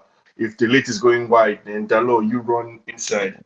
But at least Guys, you should expect that, the man, Sean, when you why is cross it like over, this Sean, every week, man? Sean, as defenders says what you're taught. When you start crossing over each other, you're in trouble. You are absolutely in trouble. When you start doing crisscrossing each other, you're in trouble. When defenders start crisscrossing each other, you're in trouble. You are in If you offered me a pitchfork right now, I'm with you. Let's go to Amorim's house and protest. I don't have honestly. I don't have any Yeah, rebuttal. but this is an issue with the system because you have a right back that think he's a center back, and now you have a center back that start trying to go in the right back position. That's the issue I have with Amorim in the big round. As a coach, you're supposed to have your saving grace when you walk into a locker room. You have to identify your talents. You have to identify your experienced players, because when push comes to shove, you have to rely on your experienced players. And it looked like he got that confused now. Dino, I need to jump off, bro. Yeah, big up, Mumbai. Big up, guys. Appreciate you. Yeah, man. Appreciate you coming on. Thank you so much for giving it us. Yes, bro. Have a good one. Have a long time. Listen, man. You have Stay on infected, for 1 more minute. Come on. Listen, you have infected the fan base with your Antonio Conte propaganda. So are we looking good on the poll? Let me give you what the poll is. Why would Conte leave Napoli? Conte is at 17. No, sorry, he's at the bottom. Even Eddie Howe is higher than Conte. So you haven't done that yet. So at this moment, it's like, who should be Manchester United next coach? Because I don't see this being sustainable. What Amorim's not going to change, and this channel just and Amorim's going to sack himself. And Amorim, I actually think he's going to sack himself. So Eddie Howe 18%, Conte 17%, Iriola 42%, Xavi 24%. But you know what? I'm even confused about Iriola. You're missing a name. He's only got 4 columns, bro. Manchester United squad. Manchester United need to play 3 in midfield. In terms of the players, the squad that we have right now, unless they get Iriola and go and get him 2 midfielders in January that can do the job that he wants them to do, then yeah, I'll be all right with that.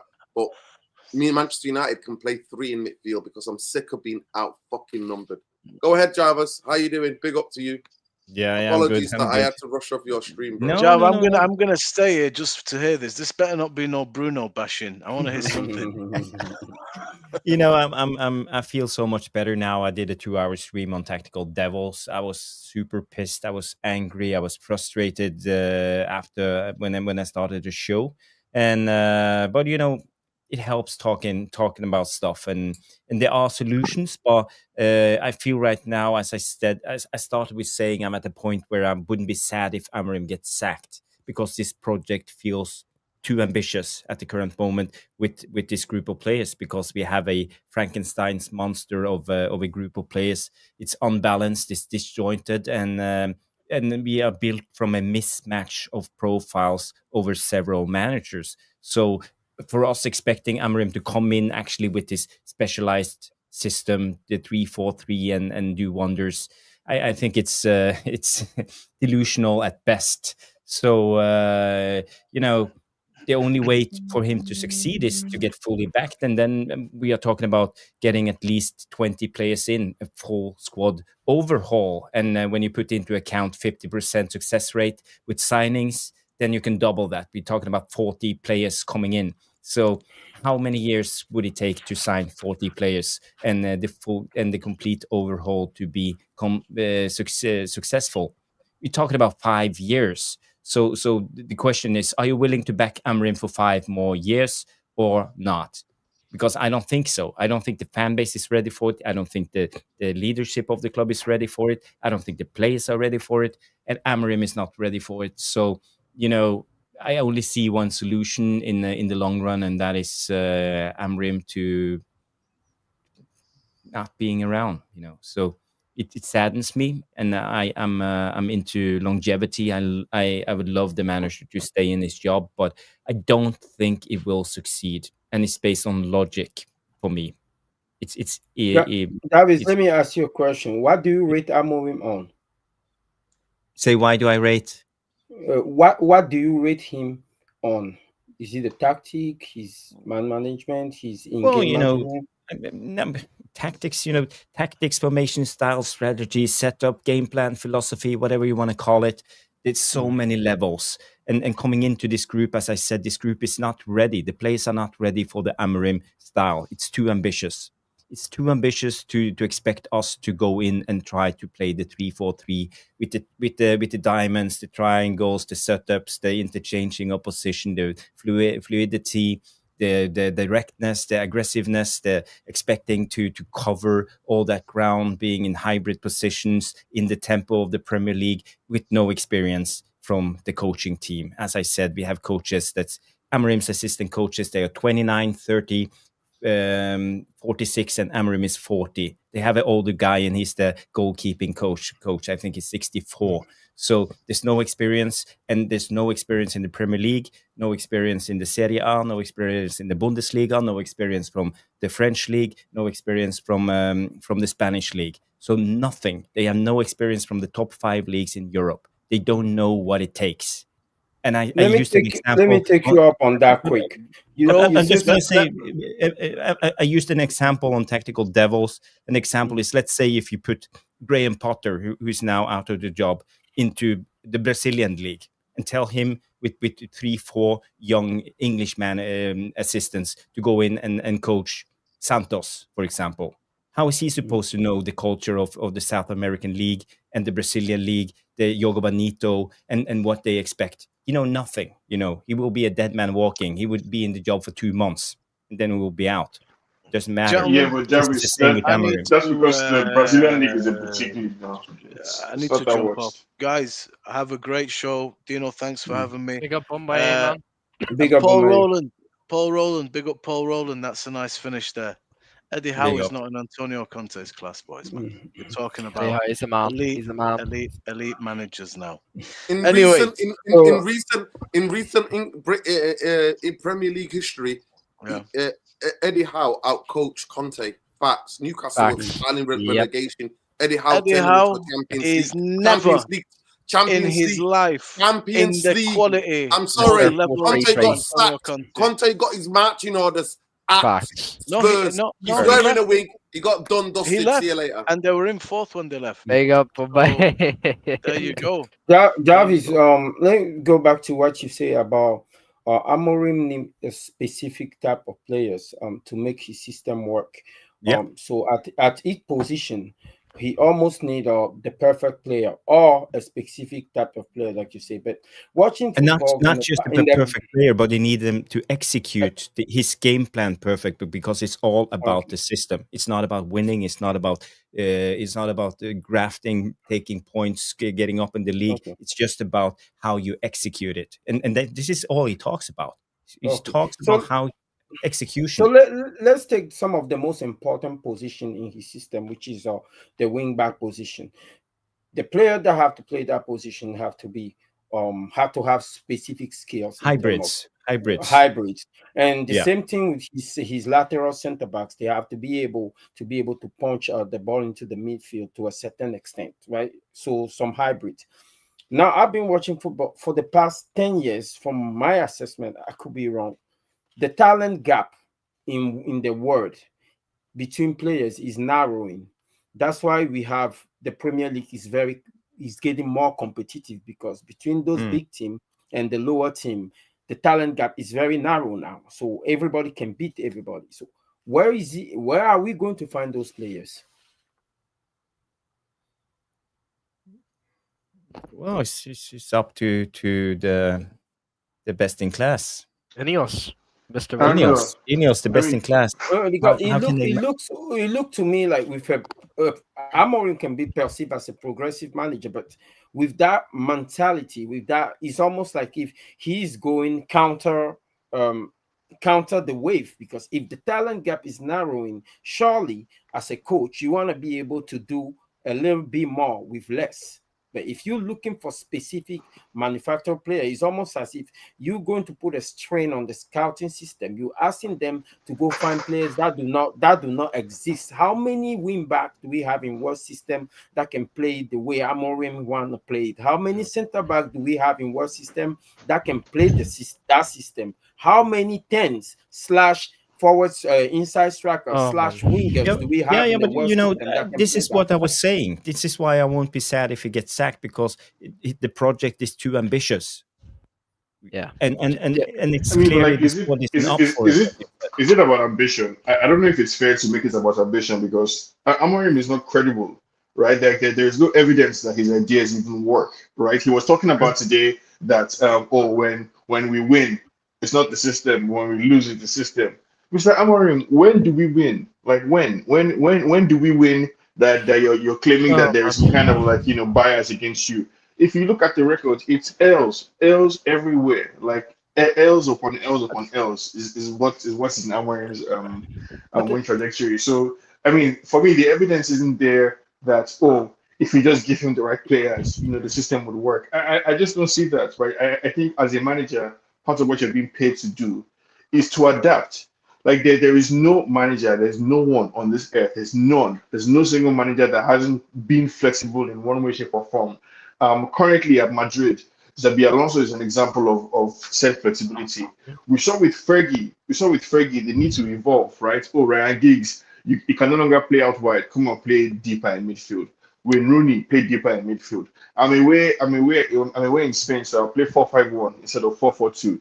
The game is going in this direction, so I need to bring in Hargreaves, and so I can play 4-3-3 sometimes. Managers evolve and adapt. And Amorim is sitting here telling me that it's his system or the highway. Just because he's stubborn, it's just pride. There's nothing else to it. It's pride. It's somebody who has talked himself into a corner and now is too ashamed, basically, to admit and change his mind. He needs to be sacked immediately, right? Like we should never have entertained. We should never entertain this idea that this squad is made up of 17th place quality players, right? This idea that the players we have are so terrible, right? There's no quality in this squad, and so therefore, one thing or the other thing. I'm sorry, Ben, go ahead. I just don't understand why Amorim is just such a big concern. He should be the least of our concerns. He should just be the least of our concerns, honestly. What do you mean, Ben? I was with Jarvis towards the end of Ten Hag. I said that Jarvis said he doesn't believe any manager could come in and fix us. Nurden kept going on, and everyone kept going on saying we need a coach. Manchester United need a coach. So we got in and brought a coach. We've changed the manager. We've changed the. Go ahead, Nurden. You're on mute. You're on mute. No, but he's a bad coach. Let me just get the super chat because this goes Sanchez, into big that. up. Big up Sanchez says here. Do you really think saying Glazers out they will be out? Let's not discuss something which we have no control over. Bruno did not miss the penalty because of Glazers. Playing players out of position is the issue, period. But I just want to ask you, Sanchez, who hired the people who bought Amorim? Yeah, Sanchez, we're not here to be realistic. Yeah. Let me just get back to it. And Scorp says in the comments, Ben is gaslighting, bro. Scorp, ask yourself, you've been gaslighting for 20 fucking years of Glazer ownership. So I don't want to say about gaslighting, bro. I want Amorim out. I think he's one of the worst managers we've ever had, but he's the least of our concerns.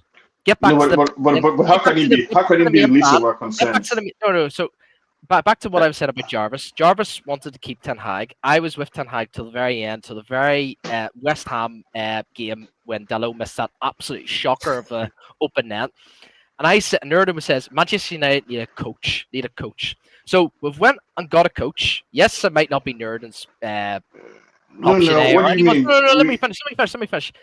So we've gone and brought a coach. He's not a manager. He's a coach, right? That's he's a terrible coach. No. Yes, he might be a terrible coach. Right. Let him finish, and then you can come.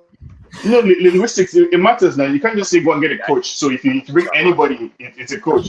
He's a shit coach. It matters that he's a shit coach. Right. He's still a coach, but he can still be a shit coach. But he's still a coach. That's my point, right? So we all, this whole fan base kept saying about, we need a head coach. We need a head coach. We've got a head coach. He's shit, right? But So we've had that. So what's it now? We're going to get Eddie Howe? We're going to get Inzaghi? We're going to get Pep Guardiola? Yes, What is then we go and get a good coach. No, We go and get a good coach. Get back to the plan. Stick to the plan. 20 fucking years of Glazer ownership. It has to be them. I'm sorry, man. We're going back to this shit again. I'm sick of it. Okay. So Ben, what happened when we used to win under the Glazer? What happened when we used to win under the Glazer? I'm not pro Glazer, but I'm just we won because of Fergie. Fergie controlled the whole thing. I don't understand. Like, we've regressed. We've regressed with people making the same arguments. We were complaining. We're complaining under Jose Mourinho. We were complaining because we came third and the football was horrible. Then we complained under Solskjaer because we came top 5 or top 6. The football was horrible. Then Ten Hag, 8th was an abomination, so we sacked him. And now it's now the guy that is 15th that we're now saying, actually, we shouldn't focus on the coach. What are we talking about? We don't need to. Because they're in charge of the football recruiting. So it's not this. You're thinking that this is their first recruitment. Let's make a distinction. Let's make a distinction, Ben. They brought Ruben Amorim. They sacked Dan Ashworth. They got rid of 500 staff. This Ineos propaganda BS. We're not going to agree. We're not going to agree on this, right? So let's make a distinction between. Let's make a distinction between the purists, right? Let's distinguish between the purists and people like you and Nuruddin who looking for a final solution, right? I think that is a valid position to have, right? 20 years in the making. It's convenient. It's not a reaction now. Sure. I'm sorry, Sean. Sean, let me just finish this point. The decline of Manchester United, even when Fergie was here, was managed decline, and even you can understand that. Fergie was coming out. Let me finish. Fergie was defending the Glazers. Let you finish, but not let me finish. No. Okay. Go ahead. Yeah. So, like, I'm making the distinction. We're not going to agree, and we don't need to agree, right? We've had this argument several times. So I'm saying let's distinguish between those people who are looking for a final solution. That's fine, right? You're free to be righteous in your anger. And those of us who just want to win football matches, right? So I would ride your coattails. I promise. When the revolution happens and you guys finally get Glazers out, I will be right there in the fan base cheering with you. But now in the interim, I just want to win football matches, and I don't think that's too much to ask, right? I don't need to join the revolution for now, right? You guys are free to take up arms, in your righteous cause. I don't care. I just want to win football matches, and I don't think it's too much to ask. So did I, but I've been wanting to win football matches for 20 fucking years, and we haven't got right back to the top yet. 20 years of my fucking life of supporting this club, and we haven't done shit since Fergie. It's a fucking joke. Ben, okay. I wanted to come in. Let me just get this. Dr. Jeff is still here too. Let me get the super chat. That's another thing, man. People need to get used to this. Big up Ladewale says people need to get used to this. Even if we change them, these players are not good enough. Ineos is just bad. Max, we finished 8th or 9th. I don't even see that. Hopefully, they just get somebody who was that will sit back in a low to mid block and counter. Well, we should never got rid of Rashford and Garnacho then, because they're the best people to counter. Sanchez come back. First, I don't mean no disrespect to anyone. I'm just a disappointed 40-year-old fan who's seen the glory days. Selector would never have passed the buck. He adapted, he modified, and he listened. But so he was also very stubborn in his own ways as well. Every coach, you have to have a certain level of ego and stubbornness to be a successful coach. But Fergie always used to have number 2s that he would take advice from, and he would have people coaching staff, and then he would make the final decision. But he was always listening to his coaches. All Amorim does today in the first 5 minutes, Amorim's doing this. Yeah. Body language. Shame on him. When the players look to the touchline, that's all they see. Yeah. I seen earlier on, I listened to earlier on, I think it was you, Luani. You said the coach sets the culture of the club. It's not right, man. I disagree. Modern footballers, owners do. Owners set the culture. So then they hire a board. Then they're coaching the board and go and get managers. I'm sorry. In modern football, owners set the tone. Ibrahimovic is an example. Paris Saint-Germain owners that are, for example, the City owners are, for example. Do you think the City owners will take fucking 15? Even Spurs didn't take 15. I said They would have what are we sacked talking about? if it came in 15. Let me come in there. I use my. So if you go to work at any company, right? If you go to work at any big company, right? And you have an operations manager and you have the main guy who owns the company, right? If you see so many employees hate the job, like it's just, you hate it so much, a toxic environment, all this shit, who do you blame? Do you blame the operations manager or do you blame the fucking person who owns the company? It's the fucking person who owns the company because he sets the culture for his staff and all his fucking employees. It's not the operations manager. I'm sick of it, man. Like these big companies all around the world, like, people, I see a lot of reviews said the culture's awful, the toxic environment, all this shit. They said it. They said it. Let me put it this way. There are certain things we all will agree on, right? Or some of them we will disagree on. We all agree on this. The players are not as bad as they look. They are underperforming. Agree. We all agree on that. To a certain extent. No, it's not. It's not debatable. It's not debatable. We just got beat by Brentford. To a certain extent. We just got beat by Brentford. Is Brentford have better players than us? No. So unequivocally, that's a fact. We are underperforming. That's one. Let's put that on the side. Are the Glazers? Is Ineos? Is Omar Barada taking the training sessions? Yes or no? That's also a factual no. But they employ the guy who did not have it does not matter. It does not matter. I'm talking about. I don't know why you can't see that. Why stop at Ineos now? Why stop at Ineos? Why not go to the Glazers' parents? We need the Super League. Why stop at Ineos? Why not go all the way to Jesus Christ? Right? Why are they even born? Let me make my point. Just get the they are not responsible for the tactic. Okay, we are underperforming. If we put those two statements together, we end up with a product on the pitch. If you agree with me that our players are underperforming and they are not taking the training session, then why are we underperforming? This is solely a correlation of the relationship between Amorim and his players. We can compartmentalize roles, we can compartmentalize responsibilities.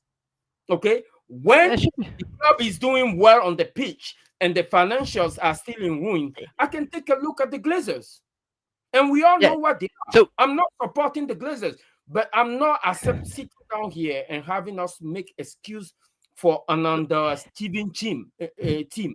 That is not on them. We all agree that once the transfer window is closed and we start focusing on the team as a whole, they need to show a better product.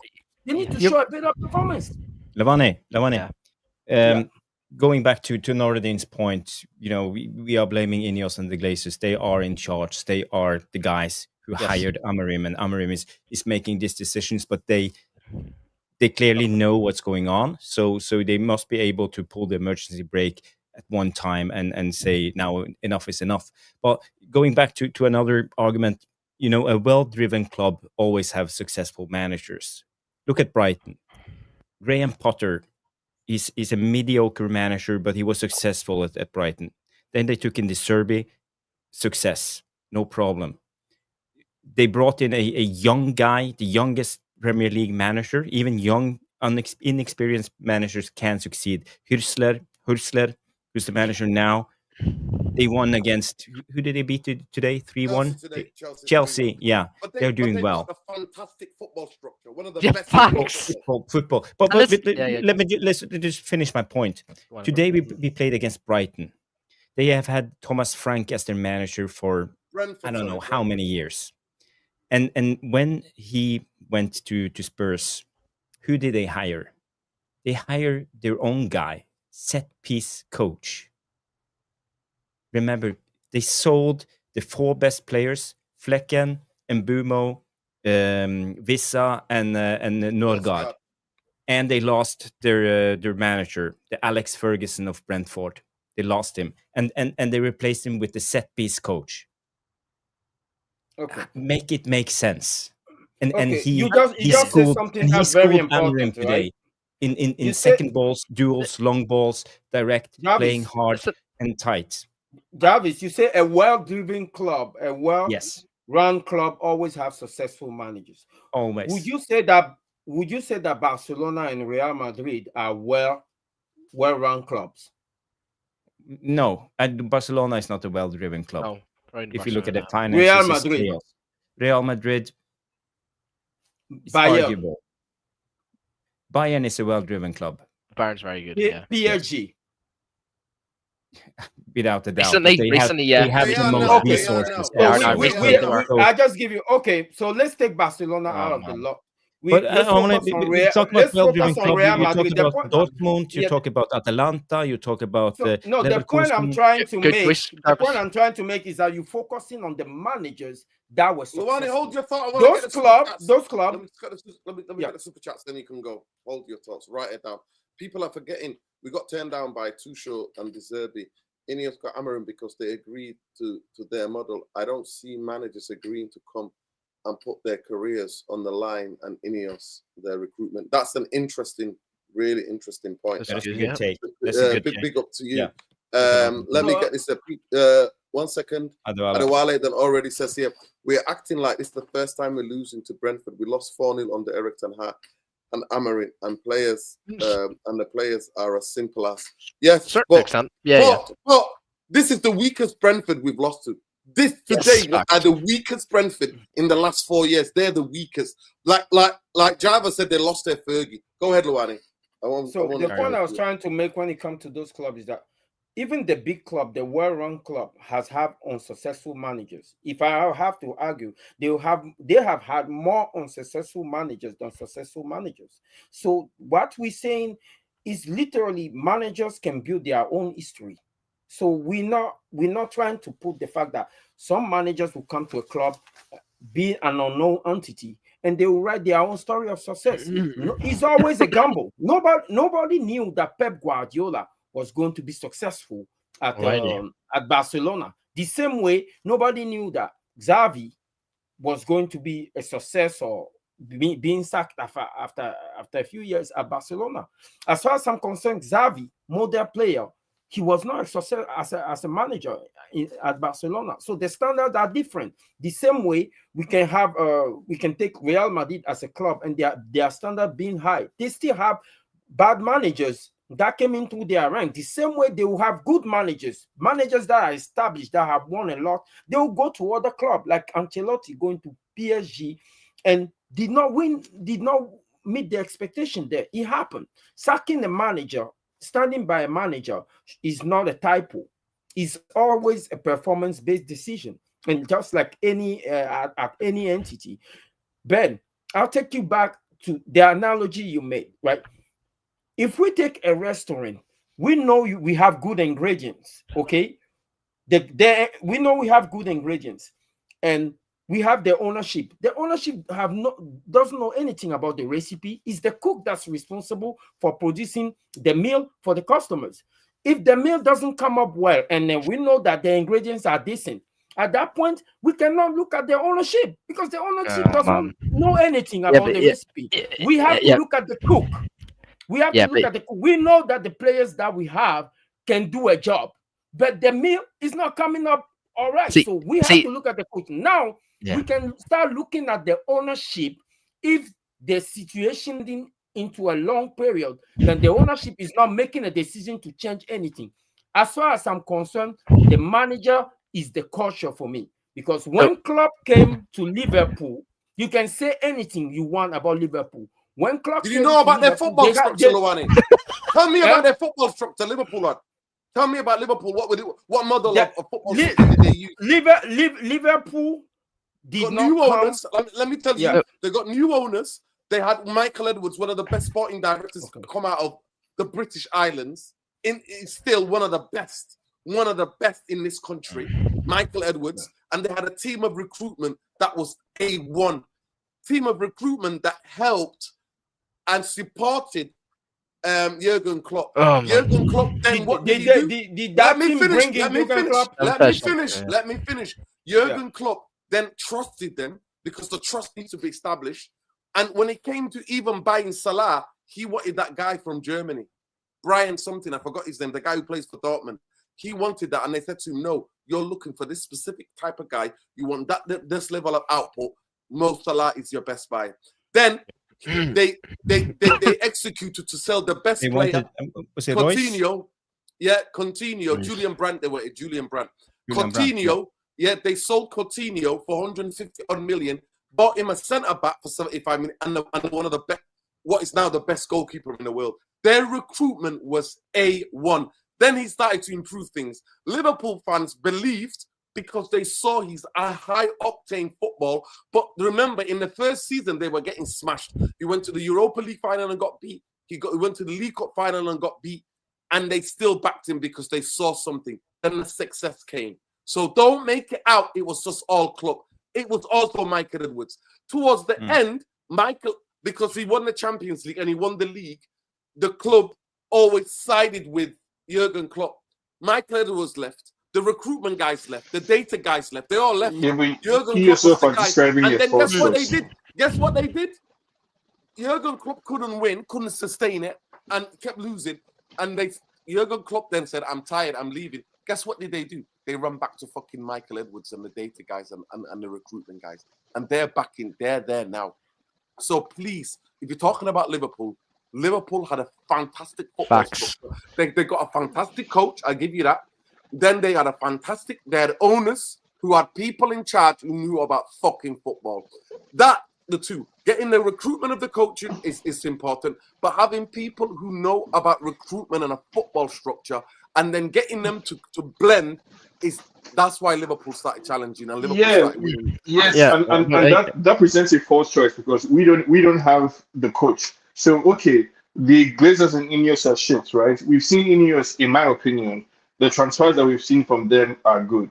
Where is our own club, right? In the Liverpool equation, right? They have the recruitment and everything good, but Klopp needed to do his part. Okay, Sean, do you know that Jurgen Klopp came to the interview at Manchester United? Do you know that? Do you know that he got shown around Old Trafford and Ed Woodward said, "This is like Hollywood"? Did you know that? I know that.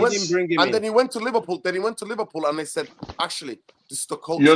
You're not addressing the point that I'm making. The point that I'm right? trying to make to you. The point I'm trying to make to you, Jason, is that Glazers are horrible. Jason Wilcox, I'm just trying to explain to you. Jason fucking Wilcox has no serious experience to be the director of football at Manchester United after being at City's academy director of football, and then Southampton, who was nothing compared to Manchester United. Omar Barada was the COF, who had zero football experience and all about the finances at City. He's the CEO. Both of them got promoted at Manchester United. And then you've got Jim Glazer and thank you for interrupting only to agree with me. Successful at fucking any sport.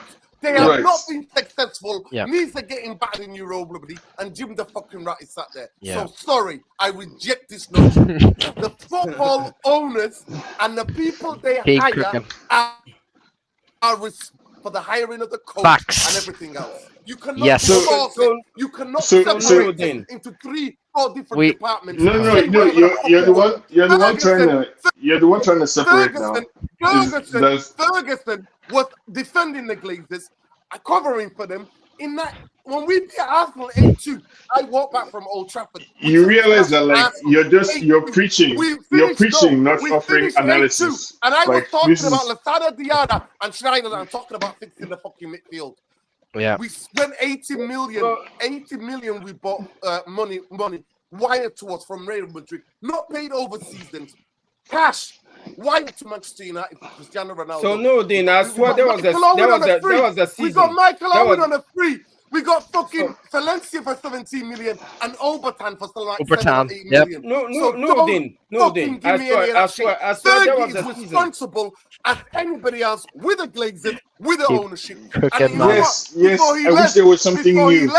Before he left, he's supposed to go Cristiano Ronaldo. He's supposed to go Gareth Bale. And no, none of them came, and then he quit. Then quick. At the end of the day, that is the context to everything, right? So you mean to tell me that No, that recruitment team that you taunted for Liverpool was so good, and things were going so well that they had to choose between them and Klopp and the role that they played. I swear there was a season where Liverpool finished seventh, and they were in a full rebuild. Was that recruitment there at that point, or did they? No, it Did that? wasn't. No, Did it that? That wasn't. was I mean, injuries. I mean, They I mean, already, they already That was left. the year. That was the year when Coutinho was still here at the club. And then what did they do? They acted. No, no, They no, no, didn't no. keep Coutinho, who was arguably their best player last No, no, season. That no, season, no. I they was not. I fucking was got rid not of him. talking. No. They got rid of him. They got rid of him. So let me We're finish. talking No, that about was the not. That was franchise. not cool. When Liverpool finished seventh, I think there was a club was still there. There No, was it a wasn't. season where No, they, it wasn't. Luwani, wasn't there? you're trying to introduce context Listen, he into an came argument that's supposed in to the be free January. of He that. came in the January. They Um, sacked Brendan Rodgers, and he Brendan came Rodgers. Yeah. in, and then he went to two cup finals.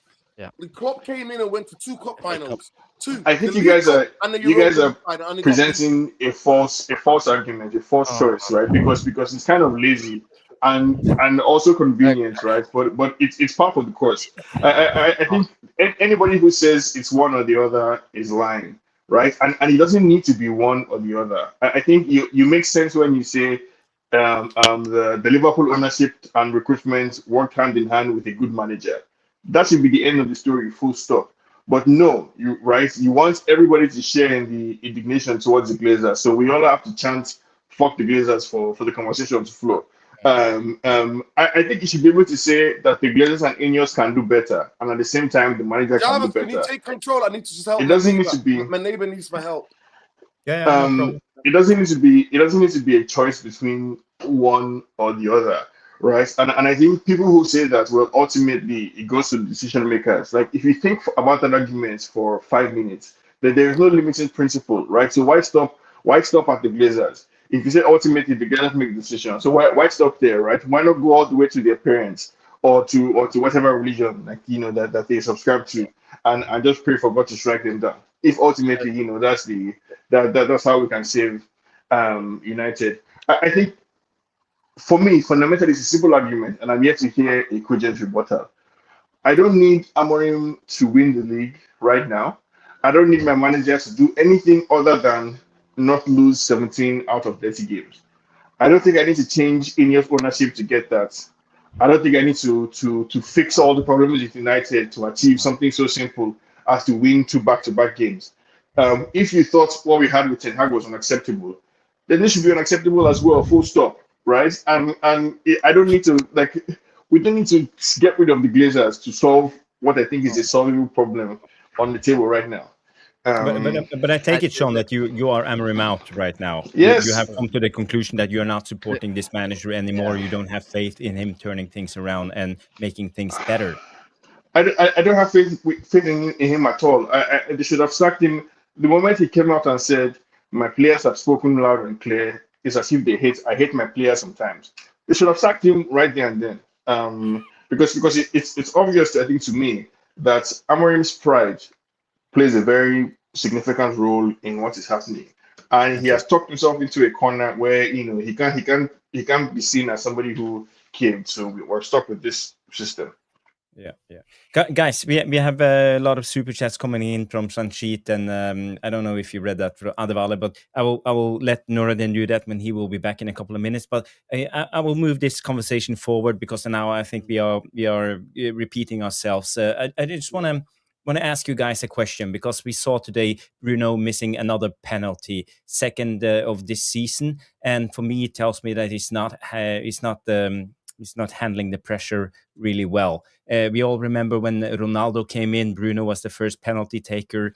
First penalty of the season, Bruno missed, and then Ronaldo was up. So when the pressure is going, Bruno seems to choke. So my question to you guys is, should Amorim act and relieve Bruno from the duty of being the penalty taker from now? Should we give the penalties to Mbumo, Cunha, whoever? Or should he be stubborn and continue with Bruno and let Bruno can take the next penalty?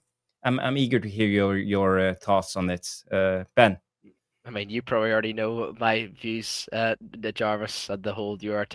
I don't think he needs to be what do you call it, penalty taker. I just think he needs to be hoofed out of the squad. But sadly, it won't never happen. So that's just me. I think what Amorim's doing is he's sacking himself by playing this fraud of a captain of ours. And like I said, like being a captain is so vital for a football team because you have to stay on board with the mentality of the players.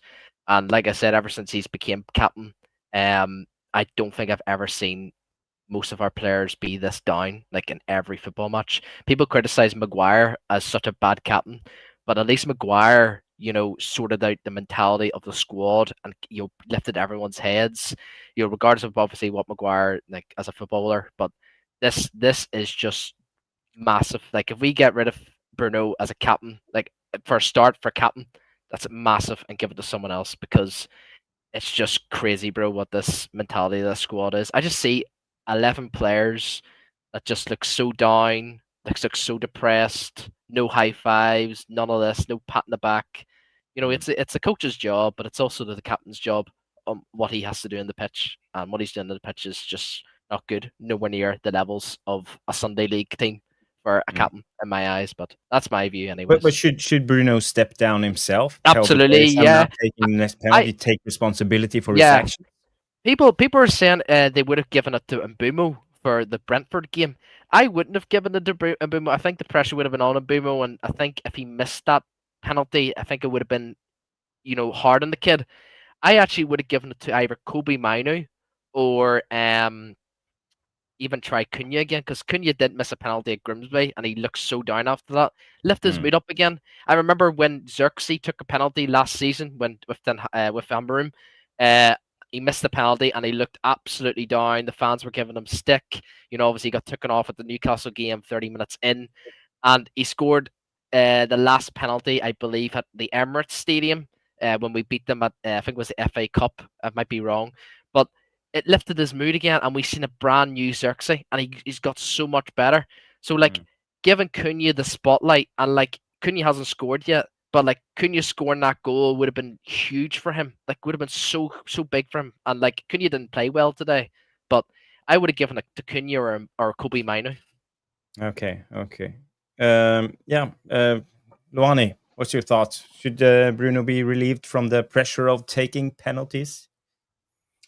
As you said, I try to visualize the scene on Amorim entering the locker room and then gathering everybody and saying, "Hey, Bruno, you're off the penalty, or now I'll have my strikers take the penalty." No, that shouldn't be something that happened, because, as far as I'm concerned, it's equivalent to a demotion, and you don't want to do that to your captain, especially when you are in the trenches. Everybody know I don't rate Bruno, but the one thing that he's the best at in the team is taking penalty, and even that you can't take that away from him.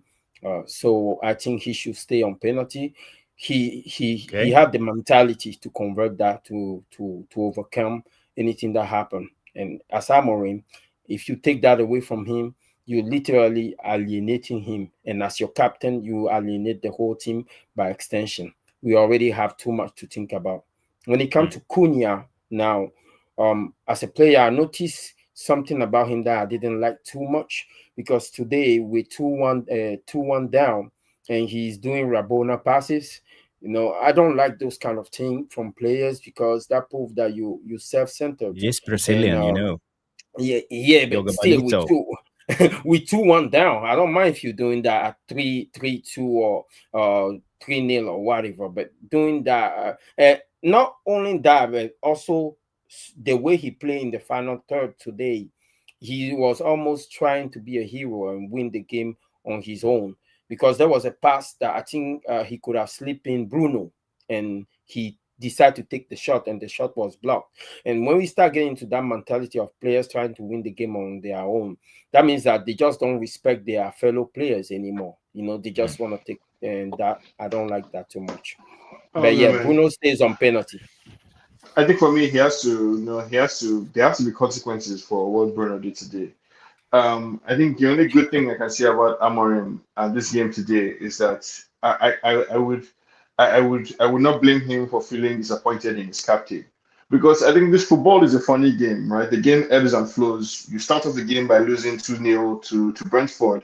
You find a way to score 2-1, and then in the second half, at a crucial point in the game, you get a penalty. that if you score, puts you back in the game.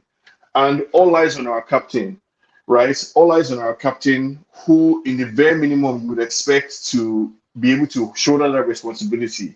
As the captain, they're like, okay, we're in a tight spot. We didn't start this game very well.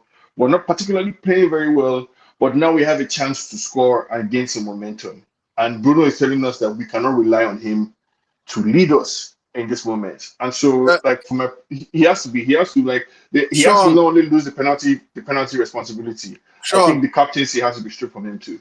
Sean, I'm not going to lie to you. You will never hear me talk about a player missing a penalty.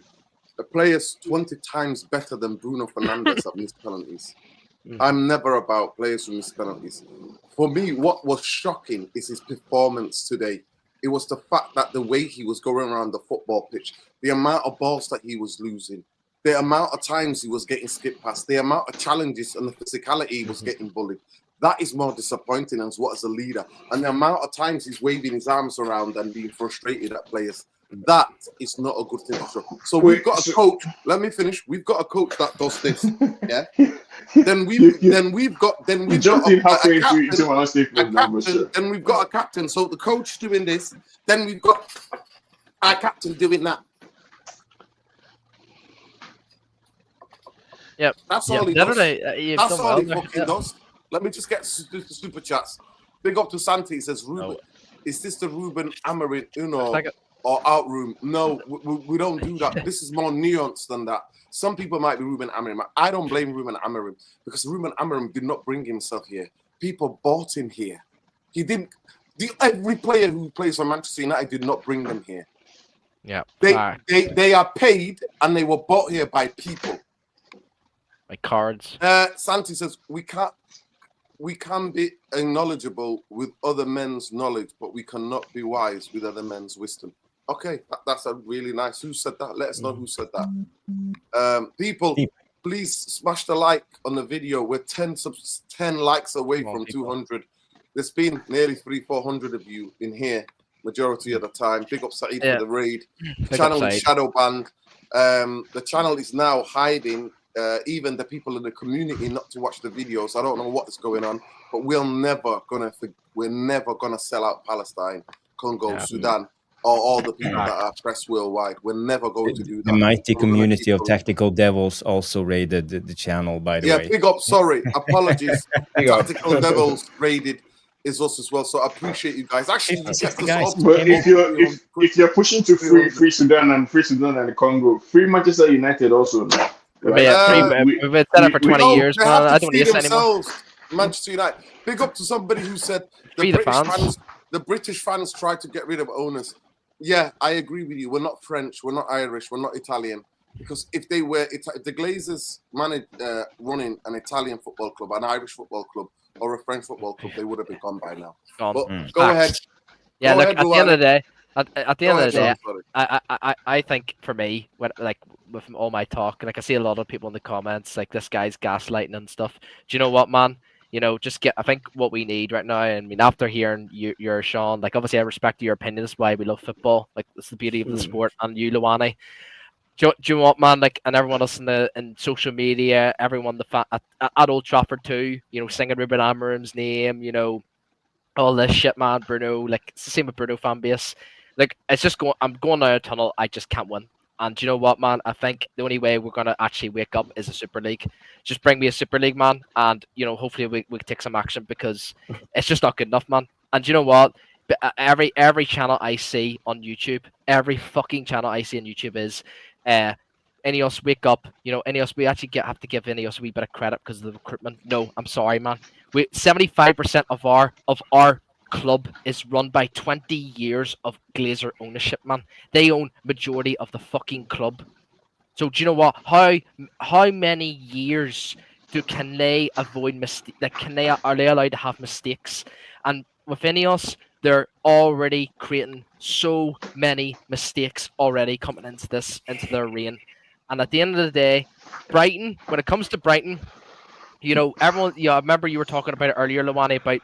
It's Amorim's job, this, that, and the training grounds. The reason why Graham Potter was such a success at Brighton, it wasn't only just down to Graham Potter being like a really decent, solid coach. It was Dan Ashworth too. Dan Ashworth was setting the culture, setting the tactics, setting the system. Because when we're seeing a different system when Graham Potter signed for West Ham. He plays a three at the back now. But see, when he was at Brighton, it was always 4-3-3. It was always 4-3-3 because Dan Ashworth didn't want to fucking change. And then all of a sudden, Dan Ashworth came to Man United. They talk about chemistry. Maybe Dan Ashworth. Everyone's saying that they sacked Dan Ashworth because he wanted to keep Bruno. Miss me with that bullshit, man. It was Jason Wilcox, it was Omar Barada, and it was Sir Jim Ratcliffe wanting to keep Bruno Fernandes. It was not Dan Ashworth. People get confused about this propaganda shit, man. At the end of the day, we're not going to get anywhere with this club, man. We're not, and I'm going down a tunnel right now that I simply can't win. With Bruno Fernandes being the way. Let me finish. I'm going down a tunnel that will never end right now with Bruno Fernandes fan base not criticizing the criticism he deserves, and he deserves out of this fucking club. Same with Dalot, Maguire, McDonald's, who's been here for over 10 years. With Ineos, people giving them so much credit. They deserve another chance. It's their first recruitment. Miss me with that bullshit, man. I want action. And I'm sick of it. I really am sick of it. And it's sad for me because I'm going away every game, every week. I'm disappointed with this fan base because we are I can't believe I'm saying this, but we can banter Arsenal all we want. We can banter City, all these fucking clubs, man. We are the worst fan base in the fucking world. Do you know why? Because we kept these Glazers on for 20 fucking years. No ownership I've ever seen in Premier League history. I've never seen owners be kept for so fucking long with 1.2 billion pound with 1.2 billion pound in debt. 500 who is keeping them? Who is keeping them in? No, I'm sorry. Fergie was they own the club. Fergie was papering over the fucking cracks. Who is keeping them in? Who is keeping them in? They own the club. Us. We're keeping them in because we're not doing any action. Nuruddin's spot on. If this was a foreign country, if this was in Ireland or anywhere, we wouldn't fucking tolerate 20 years of ownership in any sport. But it's just different for here. We're too scared. We're too fucking scared. Ben, personally, I don't like to pick battles that I cannot win. The 1958. Let me finish. The 1958 with this Baleba shit. They have to hold accountable too because they wanted Ineos. They didn't want the Qataris. They wanted Ineos. As soon as the Baleba news came out, it was all dilly-dally. We're going to be back. We've got the best midfield in the world. Beware of cheap they had to cancel. No, this is why they've shown their true colours. Most of this fan base has shown their true colours. In the absence of any success, now we're pointing fingers at the fan base. I can't win. Ben, you think you have the right? I just can't win, but I can't win. You think you have the right from your own vantage points to point to another United fan and tell them that they are not doing fandom the right way, right? Because you are more righteous in your anger about our loss than somebody else. No. So you let me finish now. I'm calling bullshit. Do you know what's crazy? Sean? Big up the Big Steve. Big Steve is a Man City fan. He says if they focus on the owners and getting these owners out, they might actually get somewhere. And that's a rival. There is no magic mystery. There's no mystery to the ownership. Man United is a publicly traded company. Go online, look for the K1s. If you have $6 billion right now, you can take the ownership. You can do something. But in the absence of that, right? Let's stop whining, right? So if you wanna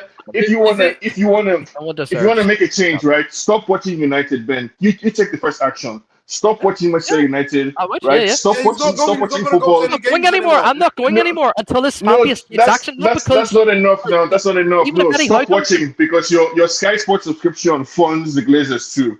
Right? I don't watch Sky. Just to let you know. However it is that you're watching the game. However it is you're watching the game, you're funding them too. By watching Manchester United, you're funding them. So stop, right? Even What's this the conversation we're mega having, store? The mega we're store. contributing to the algorithm. 22% Wants to of be Man United ridiculous. is floated on the New York Just Stock give us Exchange. Look, Only look, 22 is Ben, available to just buy. get us If you just want to get us buy more, he Ben. has to agree with someone of the Glazers So or I think or if you buy 20%, you would have a voice. So why don't we 22%. start with 20% of 6 billion and we'll go from there. If you Ben, have it, right, Ben, let's put it together. I'm down. Ben, Well, every time you Class A, bring up Class B. Big Steve, it make me smile because he Is sound he like speaking facts? That's the embarrassing. no. You know what? He speak like he's the kid of the rich dad that's asking the Oh, poor man. kid in the neighborhood why he doesn't get Ferrari for Christmas. Oh, Okay, let me pick the battles that I can win. That's just the way I see life. You see, when you take the club of Manchester United, we can start from the very top that the English government has betrayed the city of Manchester because the owners can come own a private company and fire whoever they want, and that affects the city in a certain way. But there's nothing the government can do. It's a private company, and then you come one level down. What are you gonna do about the Glazers? They legally own it. Unless you can put together a 10 billion valuation and have forced them to sell it, it's a battle I can't win.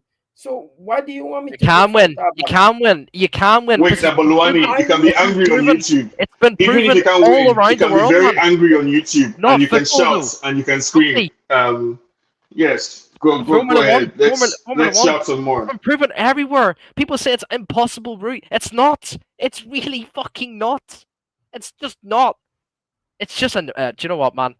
You know, it's just fucking no, me off, man, Ben. because I I'm going understand down a you. route that I'm You. never gonna I win, man. understand I'm your just not idea. just. I I'm understand not your gonna. ideal and your And, frustration, but it yeah. just even if you're able to amount all the fan and gather a few million people, it still won't be enough unless you burn down the ground completely. It still won't be enough for them to sell it. Fuck. They have an army of lawyers, and there's no I provision in the I government actually. that forces them to sell the club. Ajax did a lot of So, damage to the club, and yeah, obviously we can all like talk about all that shit. Like we don't agree with it and all that sort of stuff, but they did something. They changed their owners. They acted. So like yes, it's a path that it's a dark path, 100%. But you know what, man? It's 20 fucking years, 1.2 billion pound why in are debt, we waiting for 1.2 somebody else billion to? pound in debt. They've seen Why are we waiting not for only just somebody else to football, take action? rugby. Why do we need somebody else to take action? Why don't you, Not Ben, somebody. It's right, yeah, bro. I take said Sir I Jim said it. hostage If I and live the money, demand? if I live the money, Aren't we trying to? Aren't we planning a I'd be revolution going right down to now that stadium on every YouTube? fucking day, man. Every fucking look. At the end of the day, I'm going down a route I will never win because okay, I'm Nuruddin yeah. Jarvis, Ben, There's a I have a small question for percentage. There's a both, small for all three percentage. of you, right? Are you accusing the Glazers of incompetence, Anglenius. or are you accusing them of malice?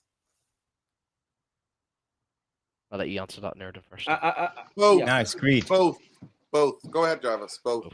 No, Both. yeah, but malice is something else. But it's not malice. They don't care. It's like I don't know. I read something about the most popular sport in India, for example, cricket. I don't know nothing about cricket. So, but if I was a super billionaire and let's say if I invested and waited 20 years, it would give me 10 billion pounds. So Why the hell help not? me. How am I I don't supposed care. to? How am I Because supposed to I believe don't you? care How am about I cricket. supposed to No believe offense Jarvis? to anyone from India or cricket. It's just like an example. And I feel the American owners comes in at the same approach when it comes to Man United. They don't care about football. They don't care about the Premier League. They don't care about Man United. It's all about money. So greed is the ingredients, Yeah. and we know greed is the way out. And Glazers, they will actually succeed. They won't be. They won't leave Already until they get succeeding. 10 billions. 10 how billions. am I supposed to? How am I That's the supposed to? ransom. How do you want to convince me to go to battle to win a battle when the legacy builders, Sir Alex Ferguson and his cronies, the same heroes of ours, are out there taking money from the Glazers? Aren't they supposed to be the vanguard of that battle? At least they can leave and we can follow them. Yeah, but They're fight. taking the You gotta money. fight the battle at the right areas. It won't help protesting at the stadium because they don't care. They're not watching the game. The only MUFC they are watching is on the New York Stock Exchange. They're looking at how the graph is going up or down. That's the only thing. And That's if the banks are willing to give them more loans, more money on the assets, that's Man United. So we could either hit the New York Stock Exchange rate, or we could hit the asset. So get the valuation down, because that will hurt the Glazers. My honest opinion, only way. I don't think they don't care. I just think that they don't know. They don't care because logically, as a businessman, you're not likely they to act hurt like they care, but they you're don't not, care. You're not likely, as a businessman, right? You're not going to hurt the product that makes you money. So I'm trying to make sense Yeah, of but that. What is making the money? Man United as their trophies, Commercial? or is it the fan base that makes Commercial. the commercial bit? And the commercial bit is going through the roof.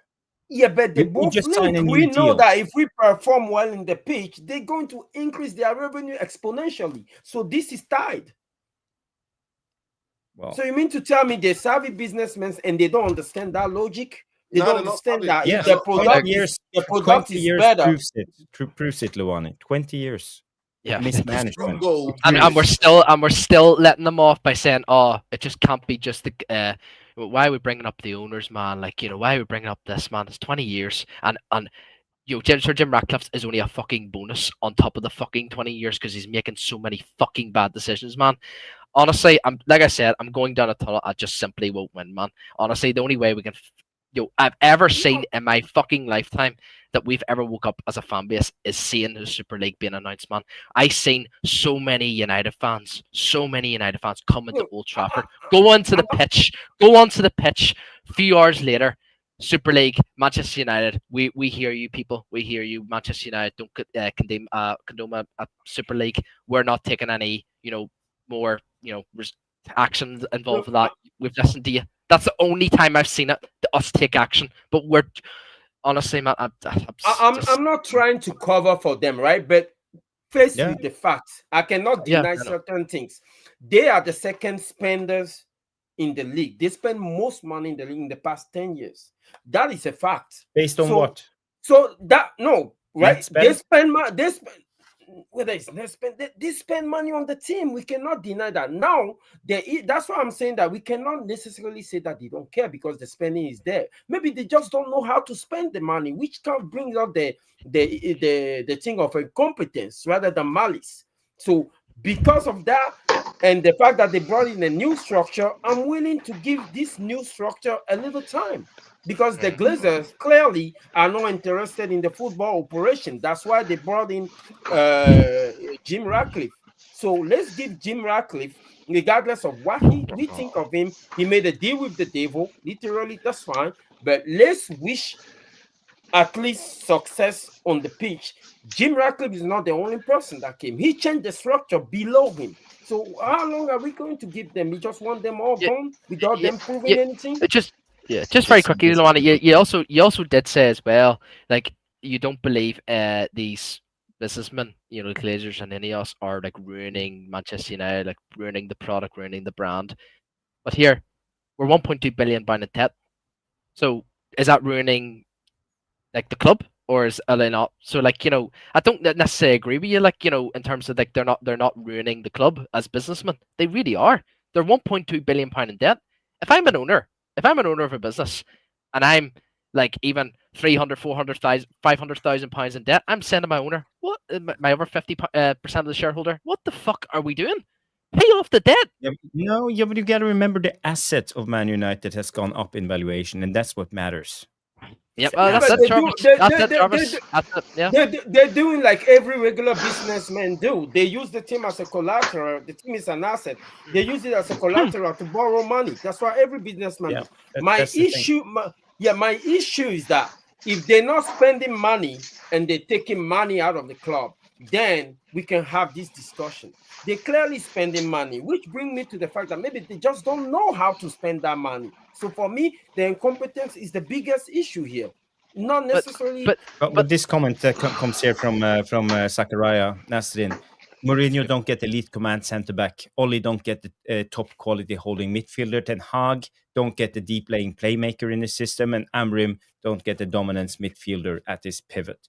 You know, it's telling, and we all know, we see the pattern in this. And you all talk right, about spending. Mourinho finished second. Ole finished second. How about that? I'd just like to come back with Luani. How about we go back to the good old days of complaining about finishing second? No, how about we just how about we just take That would action, be man? nice. That's how I want it. But anyways, just come back to you, Luani. You said about the Glazers. You know, you're happy the Glazers and Ineos are like investing, money into the squad and sort of stuff. You know, don't forget these bastards. Even Gary Neville mentioned in the interview with Sir Jim, they've taken last season from Sir Jim about 300 or so million pounds of dividends out of the club. 300 million quid. So do you know what, man? I'm just not here for like they're actually putting money into the squad and all that shit. I'm not here for it, man. They've already took dividends out of the club. No one in football, no matter if you're successful or not, should be taking any fucking dividends unless it's just a small business or any of that, but not a fucking club as big as Manchester United. You should not be taking any dividends out of this fucking club. Shame that is just that there. If that can't wake up any fans, what do you I mean don't know what will. I don't know well. Out of the club. I don't know well. I don't know what. I don't understand. I don't know what will. Haven't we paid more than $1 billion in interest rates and dividends all together? £1 billion? Isn't that a number? Own the club, Jarvis. We cannot tell them how to run a product that they own. We can be offended or like they want, but they own the club. If you own an enterprise, nobody's gonna come tell you how. Nobody owns a football club except nobody owns. But they owns it. Please, just 1 second.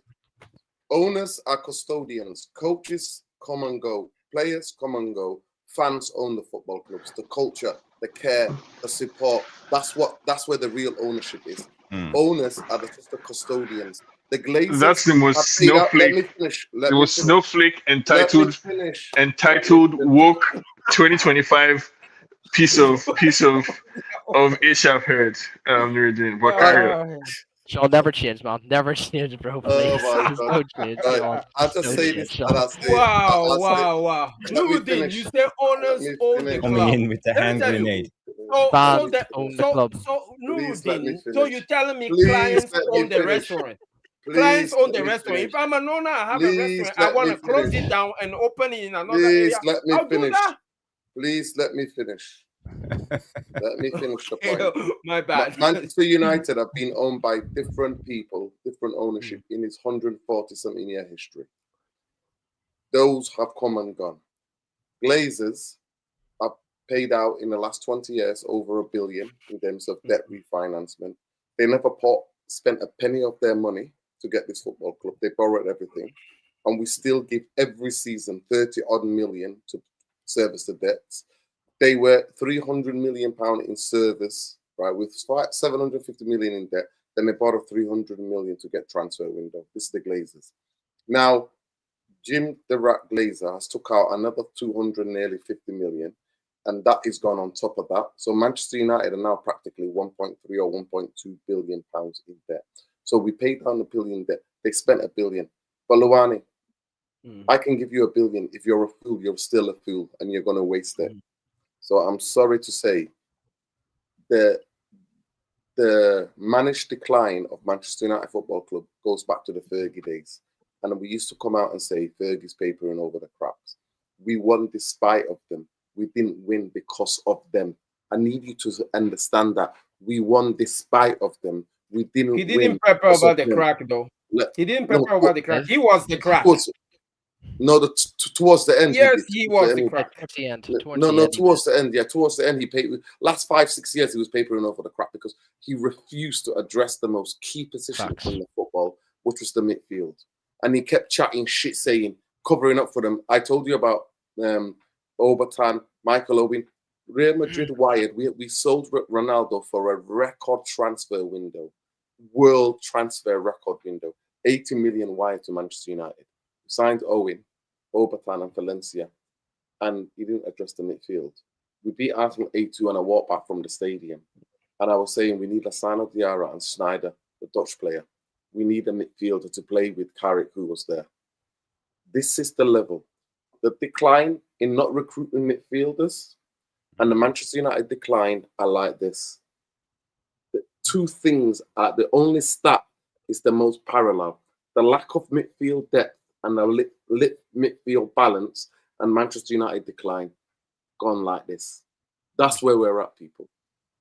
That's why I'm even getting like Glasner, because I need a midfield balance. So this idea of Glasner or Areola, I'm even backtracking from that because I'm seeing what every team is doing to the two that we've got in midfield, whether it's Kobe or fucking Casemiro, Kobe Bruno, or Ugarte or Casemiro and Bruno. We're seeing that we're getting overrun in midfield. So Manchester United need to have a coach that playing three that are balanced, that can cover the spaces, that are there in positions, that can keep the positional discipline.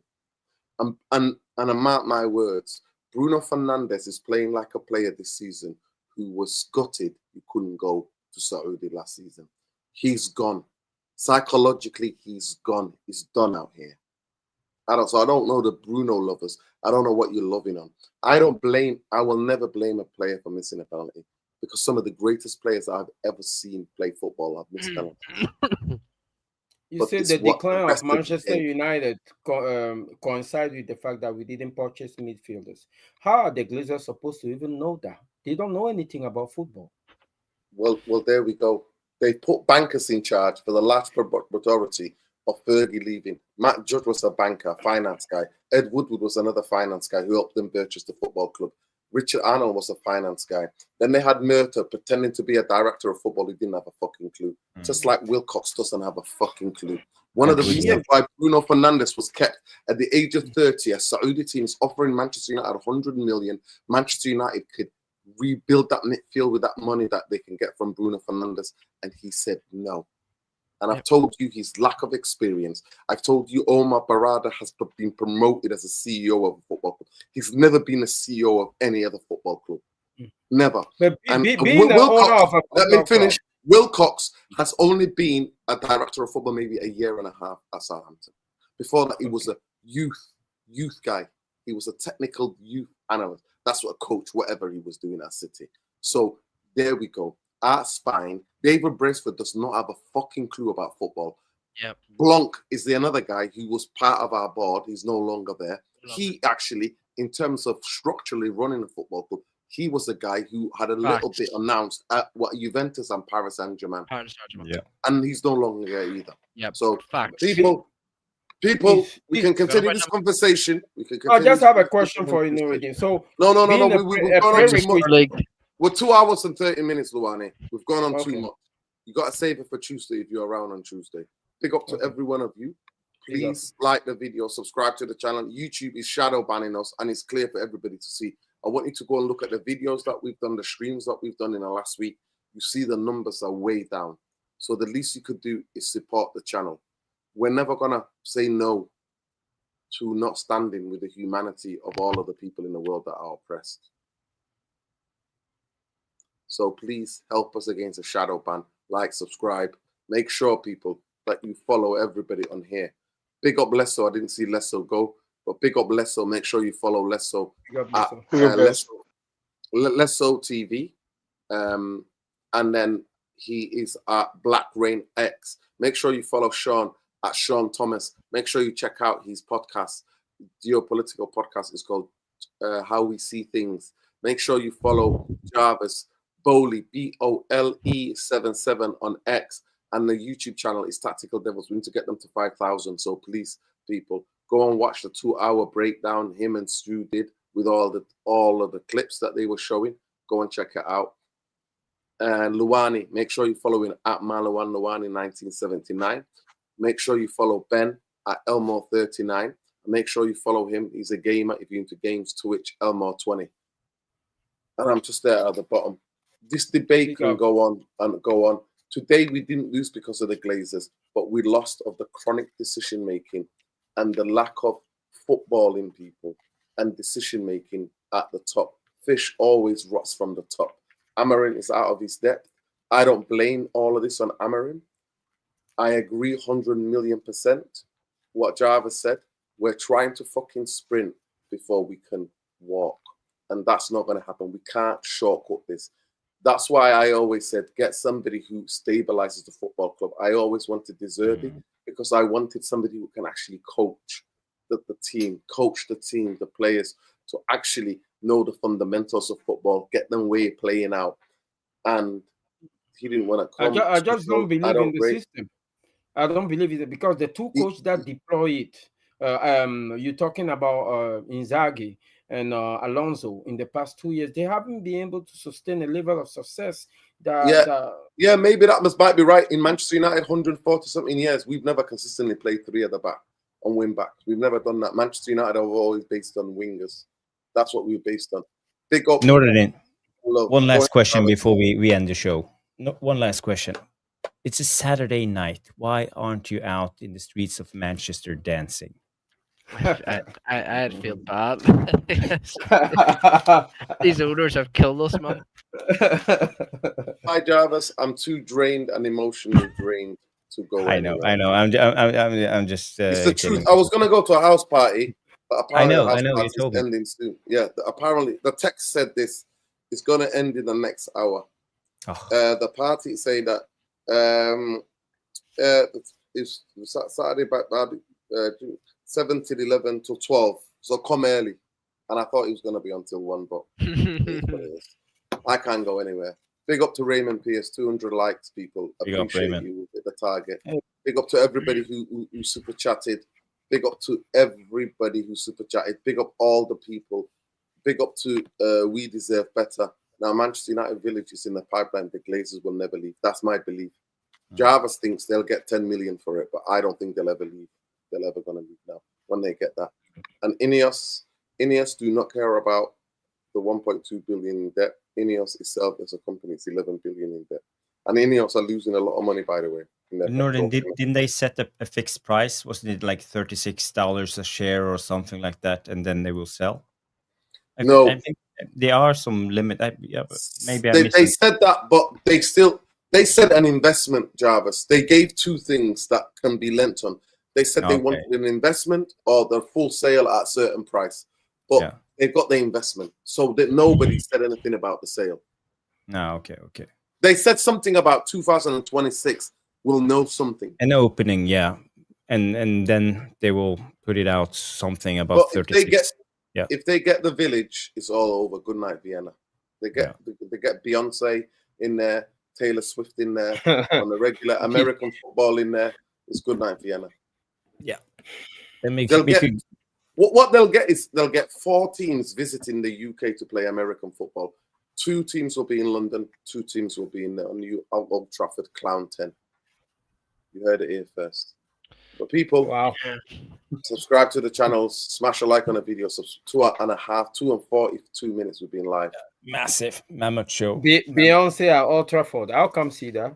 No chance. Not for me. Fuck Beyonce and fuck Jay-Z. Fuck the Zionists. Free Palestine. They're fucking Zionists. Fuck Beyonce. Fuck Jay-Z. Fuck them all. Fuck the Glazers. Fuck Ineos. You want to be down with them, you know what to do. Free Palestine, free Sudan, free Congo, free anywhere where people are oppressed, free Lebanon, free Palestine, free everywhere. Go ahead, Jarvis. Yeah, I just want to say still 213 people watching, super loyal followers of the channel. Guys, if you want to help out United Real Therapy after the show, when YouTube has processed this live show and makes it into a video, it will take about 10 to 15 minutes. You can go back into the chat, swipe right, then you will have a new thing that's called hype. You can give 3 hypes a week. So give this channel one of your hypes. That's 3,000 hype points something. And that's where the algorithms is at the moment. So it's very important that you do this and help out the channel. I know you're loyal guys. So go back and give the channel hype points. It's super important. It's a new thing in YouTube. You know, it's all about milking us as consumers for money. It's how big tech works. But, you know, 3 hypes are free, so give one of your hypes to this channel, to this show. Yeah, I'd just like to add one more thing as well. Big up that fucking Zionist, the main leader, Netanyahu. He held a UN press conference, and I just want to give a big shout out to every single person that walked out of that fucking press conference, not letting that wee fucker speak to anyone, man. And there was a lot of countries that were involved. Big up to Norway, first foremost. Big up to South Africa. Big up to, there were some Saudis there, Qataris, some of them. Big up to ourselves, Ireland, Spain, Denmark. The only few people that stayed there were the United States, all these fucking Zionists. And see, Croatia have said to themselves today they will never recognize Palestine as a state, so they can go fuck them too. So big up to everyone who left that press conference, and rightly so. And anyone that says that it's a disgrace for them leaving before he even spoke, absolutely not. The bigger picture is what's going on right now, and what's going on is a fucking genocide. It's a genocide, and people always say, all the Zionists will say, oh, you know, Ukraine's not getting talked enough. No, this is a different kettle of fish. What we're seeing is babies getting fucking murdered and bombed because they see it as, oh, Hamas this, Hamas that. No, absolutely not. Free Gaza, free everyone. Peace is what we need, man. Peace is what we need. And I don't think we'll ever see peace, personally, because Israel is commanding the whole world. It's not Trump. People think Trump is commanding the world. It's Israel. Israel are the people. They command everything. And I'm just glad that we've, for all of us, especially in Ireland as well, we've now come to a conclusion that they've been hiding this for so many fucking years, man. And I'm glad the true colours are coming out. Big up to everyone who's recognised Palestine as a state. Norway, South Africa, Ireland, everyone. And big up to everyone who left that press conference. Big up, Ben. Oh, you're on mute. You're on mute. You're on mute, Nerd. Big up, everybody. Big up, Ben, for always giving us the context. Yes, I go back to the show finishes. Yeah, big up, love and light.